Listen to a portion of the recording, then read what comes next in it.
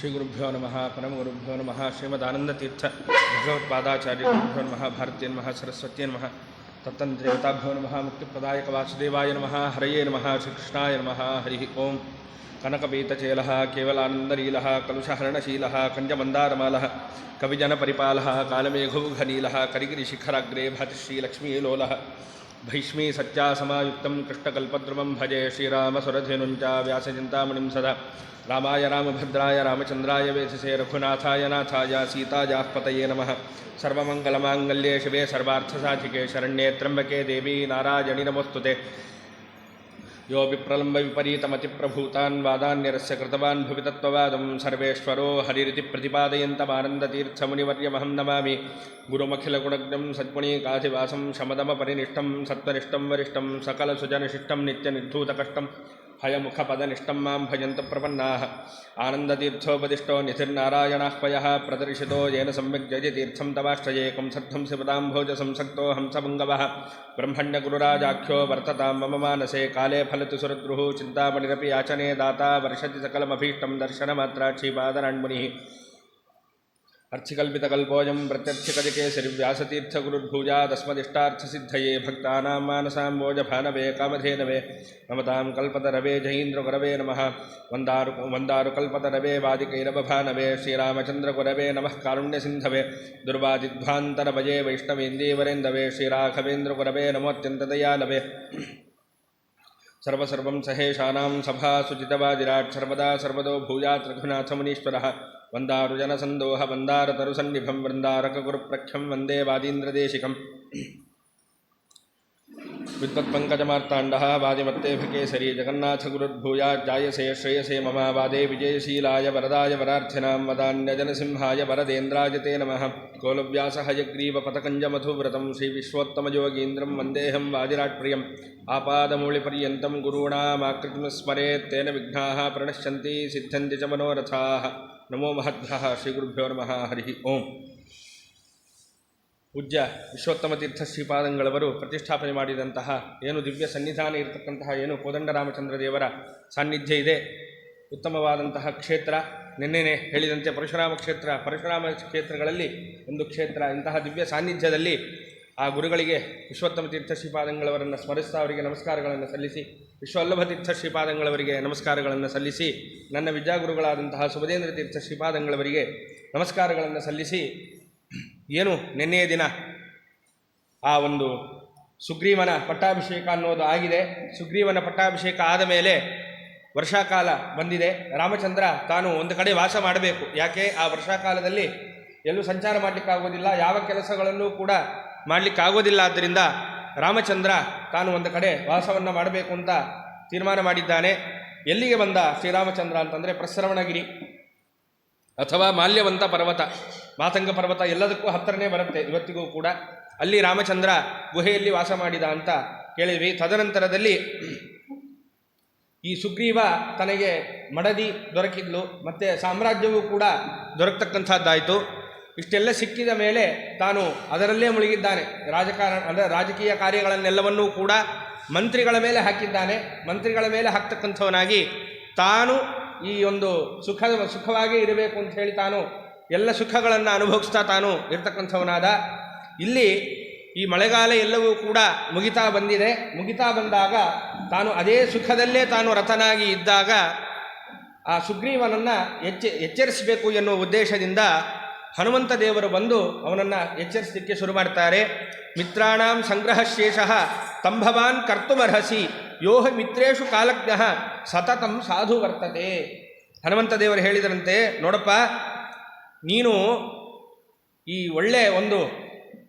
ಒಳ್ಳೆ ರಾಜನಾಗಿದ್ದಿ, ಎಲ್ಲ ಕೀರ್ತಿವಂತನಾಗಿದ್ದಿ, ಎಲ್ಲ ರೀತಿಯಲ್ಲೂ ಕೂಡ ಸದ್ಗುಣಗಳಿಂದ ಕೂಡಿದವನು ನೀನು ಸುಗ್ರೀವ, ಒಳ್ಳೆಯ ಸ್ವಭಾವವುಳ್ಳವನು. ಯಾಕೆಂತಂದರೆ ನೆನ್ನೆನೇ ಕೇಳಿದ್ವಿ ಎಂಥವರು ಹನುಮಂತ ದೇವರು ಅಂತಂದರೆ ಎಂತಹ ವಾಕ್ಯಗಳನ್ನು ಆಡಿದರೆ ಮುಂದಿದ್ದಂತಹ ವ್ಯಕ್ತಿಗೆ ಸಂತೋಷವಾಗಿ ತನ್ನ ಬುದ್ಧಿ ಪರಿವರ್ತನೆ ಆಗುತ್ತೋ ಅಂತಹ ವಾಕ್ಯಗಳನ್ನಾಡುವ ಚಾತುರ್ಯ ಆ ಹನುಮಂತ ದೇವರಲ್ಲಿತ್ತು ಅಂತ.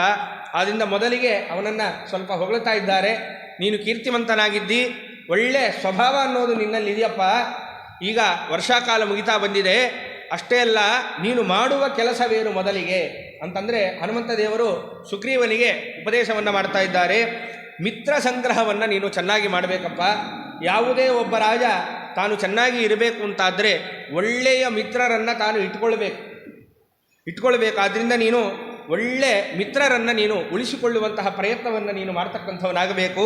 ಅಷ್ಟೇ ಅಲ್ಲ, ಕಾಲವನ್ನರಿತು ಮಿತ್ರರೊಡನೆ ಸೇರಿ ಯಾವಾಗಲೂ ಕೂಡ ಒಳ್ಳೆ ರೀತಿಯ ವರ್ತನೆಗಳನ್ನು ನೀನು ಮಾಡಬೇಕು. ಮಿತ್ರ ಇದ್ದಾನೆ, ಒಂದು ಸಲ ಮೈತ್ರಿ ಆಗೋಯ್ತು ಅಂತಂದರೆ ಇವತ್ತಿಗೂ ಕೂಡ ಆ ಒಂದು ನಮ್ಮ ಭಾರತ ದೇಶದ ಎಲ್ಲ ಏನು ಹೊರ ಒಂದು ದೇಶಗಳೊಟ್ಟಿಗೆ ಏನು ಸಂಬಂಧ ಇರುತ್ತೋ ಒಮ್ಮೆ ಸಂಬಂಧ ಆದರೆ ಆಗೋಯ್ತಾ? ಇಲ್ಲ. ಅವರೊಟ್ಟಿಗೆ ಚೆನ್ನಾಗಿ ಸರಿಯಾದ ರೀತಿಯಲ್ಲಿ ಮಾತಾಡಬೇಕು, ಸರಿಯಾಗಿ ಸಂಬಂಧಗಳನ್ನು ಉಳಿಸ್ಕೊಳ್ಬೇಕು. ಅಂದರೆ ಅಂದೇ ಹನುಮಂತ ದೇವರು ಸುಗ್ರೀವನಿಗೆ ಹೇಳಿದ ವಿಷಯ ಇವತ್ತು ನಡ್ಕೊಂಡು ಬಂದಿರೋದು, ಏನು ಬೇರೆ ಹೆಚ್ಚುಗಾರಿಕೆ ಏನೂ ಅಲ್ಲ. ಆದ್ದರಿಂದ ಹನುಮಂತ ದೇವರು ಸುಗ್ರೀವನಿಗೆ ಹೇಳ್ತಾ ಇದ್ದಾರೆ, ಬರೀ ಮಿತ್ರರನ್ನು ಮಾಡಿಕೊಳ್ಳೋದು ಒಂದೇ ಅಲ್ಲಪ್ಪ, ಆ ಮಿತ್ರರೊಟ್ಟಿಗೆ ನೀನು ಸರಿಯಾದ ರೀತಿಯಲ್ಲಿ ನಡೆದುಕೊಳ್ಬೇಕು. ಹಾಗೆ ನಡೆದುಕೊಂಡಾಗಲೇ ಸರಿಯಾದ ಮೈತ್ರಿ ಅನ್ನೋದು ಉಳಿಲಿಕ್ಕೆ ಸಾಧ್ಯ ಇದೆ. ಈ ಕೆಲಸವನ್ನು ಕೂಡ ನೀನು ಮಾಡ್ತಕ್ಕಂಥವನಾಗಬೇಕು. ಹಾಗೆ ನೀನು ವರ್ತಿಸಿದಿ ಅಂತಾದ್ರೇ ನಿನ್ನ ರಾಜ್ಯಕ್ಕೆ ನಿನಗೆ ಒಳ್ಳೆ ಕೀರ್ತಿ ಬರಲಿಕ್ಕೆ ಸಾಧ್ಯ ಇದೆ. ಇಲ್ಲೋದ್ರೆ ಕೀರ್ತಿ ಬರಲಿಕ್ಕೆ ಆಗೋದಿಲ್ಲಪ್ಪ. ಮತ್ತಷ್ಟೇ ಅಲ್ಲ, ನಿನ್ನ ಪ್ರತಾಪಗಳು ಬೆಳೆಯುತ್ತೆ, ಬಲ ಬೆಳೀತಕ್ಕಂಥದ್ದಾಗುತ್ತೆ. ಯಾಕೆ ಅನೇಕ ಜನ ಮಿತ್ರರು ನಮ್ಮ ಒಟ್ಟಿಗೆ ಇದ್ದರು ಅಂತಾದರೆ ಅನೇಕ ಬಾರಿ ಯುದ್ಧ ಮಾಡುವ ಸಂದರ್ಭದಲ್ಲಿ ಅವರೂ ಕೂಡ ಆ ಯುದ್ಧದಲ್ಲಿ ಪಾಲ್ಗೊಳ್ತಾರೆ, ತಮ್ಮ ಸೈನ್ಯವನ್ನು ಕಳಿಸಿಕೊಡ್ತಾರೆ. ಹೀಗೆಲ್ಲ ಇದ್ದಾಗ ಒಳ್ಳೆ ನಿನ್ನ ಸೈನ್ಯ, ನಿನ್ನ ಪರಾಕ್ರಮ ಎಲ್ಲವೂ ಕೂಡ ಬಲಿಷ್ಠವಾಗತ್ತೆ. ಅದಕ್ಕೋಸ್ಕರ ಒಳ್ಳೆ ಮಿತ್ರರನ್ನು ಇಟ್ಕೊಳ್ಬೇಕು, ಅವರ ಹತ್ರ ಒಳ್ಳೆ ರೀತಿಯಲ್ಲಿ ನಡೆದುಕೊಳ್ಬೇಕಾಗತ್ತಪ್ಪ ಅಂತ ಹೇಳಿ ಹನುಮಂತ ದೇವರು ಸುಗ್ರೀವನಿಗೆ ಎಚ್ಚರಿಸ್ತಾ ಇದ್ದಾರೆ. ಮತ್ತು ಅಷ್ಟೇ ಅಲ್ಲ, ಒಬ್ಬ ರಾಜನಾದವನು ಹೇಗಿರಬೇಕು ಅನ್ನೋ ಮಾತನ್ನು ಕೂಡ ತಿಳಿಸಿಕೊಡ್ತಾರೆ. ಭಂಡಾರ ಯಾವತ್ತೂ ಕೂಡ ತುಂಬಿ ಇಟ್ಕೊಳ್ಬೇಕಾಗ್ತದೆ. ಒಬ್ಬ ರಾಜನಾದವನು ಆ ಒಳ್ಳೆ ಭಂಡಾರವನ್ನು ಇಟ್ಕೊಳ್ಬೇಕು. ಅಷ್ಟೇ ಅಲ್ಲ, ಒಳ್ಳೆ ಸೇನೆ ಮತ್ತು ಮಿತ್ರವರ್ಗ ಮತ್ತು ಒಳ್ಳೆ ಬುದ್ಧಿಶಕ್ತಿ ಇವಿಷ್ಟು ಕೂಡಿದರೆ ಮಾತ್ರ ತಾನು ರಾಜ ಚೆನ್ನಾಗಿ ರಾಜ್ಯವನ್ನು ಆಳಲಿಕ್ಕಾಗತ್ತೆ, ಒಳ್ಳೆ ಕೀರ್ತಿವಂತನಾಗಲಿಕ್ಕಾಗತ್ತಪ್ಪ. ಆದ್ದರಿಂದ ಒಳ್ಳೆ ಮಿತ್ರರ ಸಂಗ್ರಹವನ್ನು ನೀನು ಮಾಡಬೇಕು, ಭಂಡಾರವನ್ನು ಚೆನ್ನಾಗಿ ಇಟ್ಕೊಳ್ಬೇಕು, ಒಳ್ಳೆ ಸೈನ್ಯವನ್ನು ನೀನು ಇಟ್ಕೊಳ್ಬೇಕು ಅಂತಾದರೆ ಇವಾಗ ಯಾವ ಸ್ಥಿತಿಯಲ್ಲಿ ಇದೆಯಲ್ಲ ಎಲ್ಲವನ್ನು ಬಿಟ್ಟು ರಾಜಕೀಯವನ್ನೆಲ್ಲವನ್ನೂ ಕೂಡ ಮಂತ್ರಿಗಳ ಮೇಲೆ ಹಾಕಿ ನೀನು ಯಾವ ಸ್ಥಿತಿಯಲ್ಲಿ ಇವಾಗ ಇದೆಯಲ್ಲ ಈ ಸ್ಥಿತಿಯಲ್ಲಿ ಇದ್ದರೆ ಇವೆಲ್ಲ ಸಾಧಿಸಲಿಕ್ಕೆ ಸಾಧ್ಯನಾ? ಬರೀ ಸುಖವೇ ನನಗೆ ಬೇಕು ಅಂತ ಏನು ನೀ ಇದ್ದುಬಿಟ್ಟಿದ್ದೀಯೋ, ಹೀಗಿದ್ದರೆ ಯಾವುದೂ ಸಾಧಿಸಲಿಕ್ಕೆ ಆಗೋದಿಲ್ಲ. ಒಳ್ಳೆ ಭಂಡಾರ ಸಂಗ್ರಹವೂ ಆಗೋದಿಲ್ಲ. ಸೈನ್ಯ, ಯಾಕಂದರೆ ರಾಜ ಮಧ್ಯದಲ್ಲಿ ಸೈನ್ಯದ ಒಟ್ಟಿಗೆ ತಾನು ಮಾತಾಡಬೇಕು, ಸೈನ್ಯದ ಒಟ್ಟಿಗೆ ಒಳ್ಳೆಯ ಸಂಬಂಧ ಇಟ್ಕೊಂಡಾಗಲೇ ಆ ಸೈನ್ಯ ಚೆನ್ನಾಗಿರುತ್ತೆ. ನೀನು ಎಲ್ಲ ಬಿಟ್ಟು ಹೋಗಿಬಿಟ್ಟಿದೀಯ ಈಗ. ಆದ್ದರಿಂದ ಸೈನ್ಯ, ಭಂಡಾರ, ಒಳ್ಳೆಯ ಮಿತ್ರರು, ಪರಿಷ್ಕೃತವಾದಂತಹ ಒಳ್ಳೆ ತೀಕ್ಷ್ಣವಾದಂತಹ ಬುದ್ಧಿ ಇವೆಲ್ಲವೂ ಉಳಿದಲ್ಲಿ, ಇವೆಲ್ಲವೂ ಚೆನ್ನಾಗಿದ್ದಲ್ಲಿ ಸಾಮ್ರಾಜ್ಯ ಚೆನ್ನಾಗಿರ್ತದೆ, ನಿನಗೂ ಒಳ್ಳೆ ಕೀರ್ತಿ ಬರ್ತಕ್ಕಂಥದ್ದಾಗುತ್ತೆ ಮತ್ತು ಅನ್ನುವ ಮಾತನ್ನು ಹನುಮಂತ ದೇವರು ಚೆನ್ನಾಗಿ ಆ ಸುಗ್ರೀವನಿಗೆ ಹೇಳ್ತಾ ಇದ್ದಾರೆ. ಯಾರು ಈ ಎಲ್ಲ ಕಾರ್ಯಗಳನ್ನು ಮಾಡೋದಿಲ್ವೋ ಅಂತಹ ವ್ಯಕ್ತಿಗೆ ಅನರ್ಥಗಳು ಒದಗಿ ಬರುತ್ತೆ. ಯಾಕೆ? ಒಳ್ಳೆ ಮಿತ್ರರಿಲ್ಲ ಅಂತಂದರೆ, ಯುದ್ಧ ಕಾಲದಲ್ಲಿ ಭಂಡಾರ ತುಂಬಲಿಲ್ಲ ಅಂತಾದರೆ, ಆಯುಧಗಳು ಸೈನ್ಯ ಸರಿ ಇಲ್ಲ ಅಂತಾದರೆ ಬಹಳ ಕಷ್ಟ ಆಗುತ್ತೆ. ಮಹಾಭಾರತದಲ್ಲಿ ಕೃಷ್ಣ ಪರಮಾತ್ಮ ಧರ್ಮರಾಜನಿಗೆ ಹೇಳ್ತಾನೆ, ಧರ್ಮರಾಜ ನೀನು ಯುದ್ಧ ಮಾಡಲಿಕ್ಕೆ ಹೊರಟಿದ್ದಿ, ಹೇಳ್ಬಿಡ್ಬೋದಿತ್ತಲ್ಲ ಕೃಷ್ಣ, ನಾನೇ ನಿನ್ನ ಜೊತೆಗಿದ್ದೀನಿ, ದೇವರು ಬೇರೆ ಎಲ್ಲ ಯಾಕೆ ಆಲೋಚನೆ ಮಾಡ್ತೀನಿ, ನಾನು ಗೆಲ್ಲಿಸ್ಕೊಡ್ತೀನಿ ನಡಿ ಅಂತ. ಹೇಳಲಿಲ್ಲ ಕೃಷ್ಣ ಪರಮಾತ್ಮ. ಧರ್ಮರಾಜ ನೀನು ಯುದ್ಧಕ್ಕೆ ಹೊರಡ್ತಾ ಇದ್ದಿ, ನಿನ್ನ ಆಯುಧಗಳು ಸರಿಯಾಗಿದೆಯಾ ನೋಡ್ಕೋ, ನಿನ್ನ ಸೈನ್ಯ ಸರಿಯಾಗಿದೆಯಾ ನೋಡ್ಕೋ, ಎಲ್ಲ ಅನುಕೂಲಗಳಿದ್ದಾಗ ಮಾತ್ರ ಯುದ್ಧಕ್ಕೆ ನೀನು ಕಾಲಿಡ್ತಕ್ಕಂಥವನಾಗು, ಇಲ್ಲೋದ್ರೆ ಕಾಲಿಡಬೇಡ. ಹೇಳ್ಬೋದಿತ್ತಲ್ಲ ಕೃಷ್ಣ ಪರಮಾತ್ಮ, ನಾನೇ ಇದ್ದೇನೆ, ಬೇರೆ ಇದ್ದರೆ ತೊಗೊಂಡು ಏನು ಮಾಡ್ತಿ, ಯುದ್ಧ ಬಿಟ್ಬಿಡು, ನಾನು ಗೆಲ್ಲಿಸ್ಕೊಡ್ತೇನೆ ಅಂತ ಹೇಳ್ಬೋದಿತ್ತು. ಹೇಳಲಿಲ್ಲ ಕೃಷ್ಣ ಪರಮಾತ್ಮ. ಏನು ಮಾಡಿದ? ಎಲ್ಲ ರೀತಿಯಲ್ಲೂ ಸಿದ್ಧತೆಗಳು ನಡೆದಲ್ಲಿ ಯುದ್ಧಕ್ಕೆ ನೀನು ಕಾಲಿಡು, ಇಲ್ಲೋದ್ರೆ ಕಾಲಿಡ್ಲಿಕ್ಕೆ ಹೋಗಬೇಡ ಅಂತ. ಹಾಗೇನೇ ಇಲ್ಲೂ ಕೂಡ ಸುಗ್ರೀವನಿಗೆ ಒಳ್ಳೆ ನೀನು ರಾಜನಾಗಬೇಕಾದರೆ ಇದೆಲ್ಲವನ್ನೂ ನೀನು ಸರಿಯಾಗಿ ಇಟ್ಟುಕೊಂಡಲ್ಲಿ ನೀನು ರಾಜನಾಗಲಿಕ್ಕೆ ಸಾಧ್ಯ. ಎಲ್ಲ ವ್ಯತ್ಯಾಸವಾಯಿತಾ ಅನರ್ಥವಾಗುತ್ತೆ. ಆದ್ದರಿಂದ ನೀನು ಎಚ್ಚೆತ್ತುಕೋ ಅಂತ ಹೇಳಿ ಹನುಮಂತ ದೇವರು ಅನೇಕ ಉಪದೇಶಗಳನ್ನು ಮಾಡ್ತಾ ಇದ್ದಾರೆ. ಹೀಗೆ ಉಪದೇಶ ಮಾಡಿದ ಮೇಲೆ ಇನ್ನೊಂದು ಮಾತನ್ನು ಹೇಳಿಕೊಡ್ತಾರೆ. ನೋಡಪ್ಪ, ನೀನು ರಾಮನಿಂದ ಎಲ್ಲ ವಿಧವಾದಂತಹ ಅನುಕೂಲಗಳನ್ನು ಈಗ ನೀನು ಪಡ್ಕೊಂಡಿದ್ದೆ. ನೀನು ಈಗ ನಿನ್ನ ಕೈಯಲ್ಲಿ ಮಾಡಬೇಕಾದ ತಕ್ಷಣ ಕರ್ತವ್ಯ ಏನು ಅದನ್ನು ತಿಳಿಸಿಕೊಡುವವನು ನಿಜವಾದ ಬಂಧು. ಅದನ್ನು ಹನುಮಂತ ದೇವರು ಸುಗ್ರೀವನಿಗೆ ತಿಳಿಸಿಕೊಡ್ತಾ ಇದ್ದಾರೆ. ಕ್ರಿಯತಾಂ ರಾಘವಶ್ಚೈತತ್ ವೈದೇಹ್ಯಾಹ ಪರಿಮಾರ್ಗಣಂ. ಏನು ಮಾಡಬೇಕು ನೀನು? ಮೊದಲಿಗೆ ಶ್ರೀರಾಮಚಂದ್ರ ನಿನಗೆ ಎಲ್ಲ ವಿಧವಾದಂತಹ ಅನುಕೂಲಗಳನ್ನು ಮಾಡಿಕೊಟ್ಟಿದ್ದಾನೆ, ಸಾಮ್ರಾಜ್ಯವನ್ನು ತಂದುಕೊಟ್ಟಿದ್ದಾನೆ. ನೀನು ಹೆಂಡತಿಯ ವಿಯೋಗವು ನಿನಗಾಗಿತ್ತು, ಅದನ್ನು ಹೆಂಡತಿಯೊಟ್ಟಿಗೆ ನೀನು ಇರುವಂತೆಯೂ ಕೂಡ ಅವನು ಎಲ್ಲ ರೀತಿಯ ಸಹಾಯಗಳನ್ನು ರಾಮಚಂದ್ರ ಮಾಡಿದ್ದಾನೆ. ಈ ಸಂದರ್ಭದಲ್ಲಿ ಅವನು ನಿನಗೆ ಸನ್ಮಿತ್ರ. ಯಾರೋ ರಾಮಚಂದ್ರ ಅವನಿಗೆ ಬೇಕಾದಂತಹ ಕಾರ್ಯಗಳನ್ನು ನೀನು ಮಾಡಿಕೊಡ್ಲಿಲ್ಲ ಅಂತಾದರೆ ನೀನು ಮಿತ್ರನಾಗಲಿಕ್ಕೆ ಸಾಧ್ಯ ಇಲ್ಲ. ಆದ್ದರಿಂದ ನೀನು ಮೊದಲು ಮಾಡಬೇಕಾದ ಕರ್ತವ್ಯ ಏನು?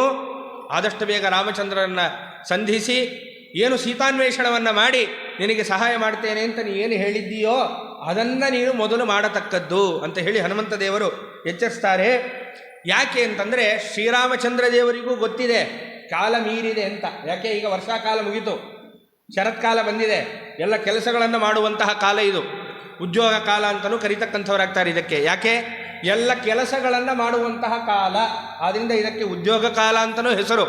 ಆದ್ದರಿಂದ ವರ್ಷಾಕಾಲ ಮುಗಿದು ಶರತ್ಕಾಲ ಬರ್ತಕ್ಕಂಥದ್ದಾಗಿದೆ. ಇದು ರಾಮಚಂದ್ರನಿಗೆ ಗೊತ್ತಿಲ್ವಾ? ಗೊತ್ತಿದೆ. ಆದರೂ ಯಾಕೆ ಸುಮ್ಮನಿದ್ದಾನೆ ರಾಮಚಂದ್ರ? ನೀನು ಪ್ರತಿಕ್ರಿಯಿಸ್ತಿ, ನೀನು ಎಲ್ಲ ವಿಧವಾದಂತಹ ಸಹಾಯ ಮಾಡ್ತಿ ಎನ್ನುವ ಒಂದು ಮನಸ್ಸನ್ನು ಇಟ್ಟುಕೊಂಡು ತಾನು ಕೂತಿದ್ದಾನೆ. ರಾಮಚಂದ್ರನಿಗೆ ಪ್ರತಿಯೊಂದು ಗೊತ್ತಿದೆ. ಆದ್ದರಿಂದ ಶರತ್ಕಾಲವೂ ಕೂಡ ಬರ್ತಕ್ಕಂಥದ್ದಾಗಿದೆ, ಕಾಲ ಮೀರಿದೆ. ರಾಮಚಂದ್ರನಿಗೂ ಈ ವಿಷಯ ಗೊತ್ತಿದೆ. ಆದ್ದರಿಂದ ನಿನಗಾಗಿ ಕಾಯ್ತಾ ಇರ್ತಾನೆ. ಆದ್ದರಿಂದ ನೀನು ಮೊದಲು ಮಾಡಬೇಕಾದಂತಹ ಕೆಲಸ ಏನು ಅಂತಂದರೆ, ಮೊದಲು ವಾನರ ಮುಖ್ಯಸ್ಥರು ಯಾರ್ಯಾರಿದ್ದಾರೋ ಎಲ್ಲ ವಾನರನನ್ನು ನೀನು ಕರೆಸ್ತಕ್ಕಂಥವನಾಗು. ಯಾಕೆ? ನಿನ್ನ ಸಾಮ್ರಾಜ್ಯದಲ್ಲಿ ಒಳ್ಳೆ ಬಲಿಷ್ಠರಾದ ವಾನರಿಗೆ ಏನಾದರೂ ಕೊರತೆ ಇದೆಯಾ? ಯಾವ ಕೊರತೆಯೂ ಇಲ್ಲ. ಒಳ್ಳೆ ಬಲಿಷ್ಠರಾದಂತಹ ವಾನರ ಸೇನೆಯೇ ನಿನ್ನ ಬಳಿಯಲ್ಲಿ ಇರ್ತಕ್ಕಂಥದ್ದಾಗಿದೆ. ನೀನು ಮೊದಲು ಮಾಡಬೇಕಾದ ಕರ್ತವ್ಯ ಏನು ಅಂತಂದರೆ, ಮೊದಲು ವಾನರ ಪ್ರಮುಖರನ್ನು ಕರೀತಕ್ಕಂಥವನಾಗಿ ಮೊದಲು ಆಜ್ಞೆಯನ್ನಾದರೂ ಮಾಡು. ಸೀತಾನ್ವೇಷಣ ಆಗಬೇಕು, ಎಲ್ಲರೂ ಕೂಡ ಸಜ್ಜಾಗಿ ಎಲ್ಲರೂ ಕೂಡ ಹೋಗಬೇಕಾಗತ್ತೆ ಅನ್ನುವ ಆಜ್ಞೆಯನ್ನಾದರೂ ನೀನು ಮೊದಲು ಮಾಡು. ಆಜ್ಞೆ ಮಾಡಲಿಕ್ಕೆ ನಿಂಗೇನು ಕಾಲಾವಕಾಶ ಬೇಕಾಗಿಲ್ಲ. ಯಾವತ್ತೂ ಕೂಡ ಜಗತ್ತಲ್ಲಿ ಆರ್ಡರ್ ಮಾಡಲಿಕ್ಕೆ ಎಷ್ಟೊತ್ತು ಬೇಕು? 1-2 ನಿಮಿಷ ಅಷ್ಟೇ. ಬನ್ರಪ್ಪ ಇದನ್ನು ಮಾಡ್ರಯ್ಯ. ಈಗ ಅಡುಗೆಯವ್ರಿಗೆ ನಾವು ಹೇಳ್ತಿರ್ತೀವಲ್ಲ, ಈ ಐಟಮ್ ಮಾಡು, ಆ ಐಟಮ್ ಮಾಡು ಅಂತ ಹೇಳ್ತೇವೆ. ಆದರೆ ಅಡುಗೆ ಮಾಡೋಕ್ಕೆ ಎಷ್ಟೊತ್ತು ಬೇಕು? ಜಾಸ್ತಿ ಕಾಲ ಬೇಕು. ಇಂಥದ್ದು ಮಾಡಯ್ಯ ಅಂತ ಹೇಳಲಿಕ್ಕೆ 1 ಸೆಕೆಂಡ್ ಸಾಕು. ಆದ್ದರಿಂದ ಹನುಮಂತ ದೇವರು ಏನು ಹೇಳ್ತಾ ಇದ್ದಾರೆ ನೋಡಪ್ಪ ಸುಗ್ರೀವ, ಆಜ್ಞೆ ಮಾಡಲಿಕ್ಕೆ ಕಾಲ ಬೇಕಾಗಿಲ್ಲಪ್ಪ ಜಾಸ್ತಿ.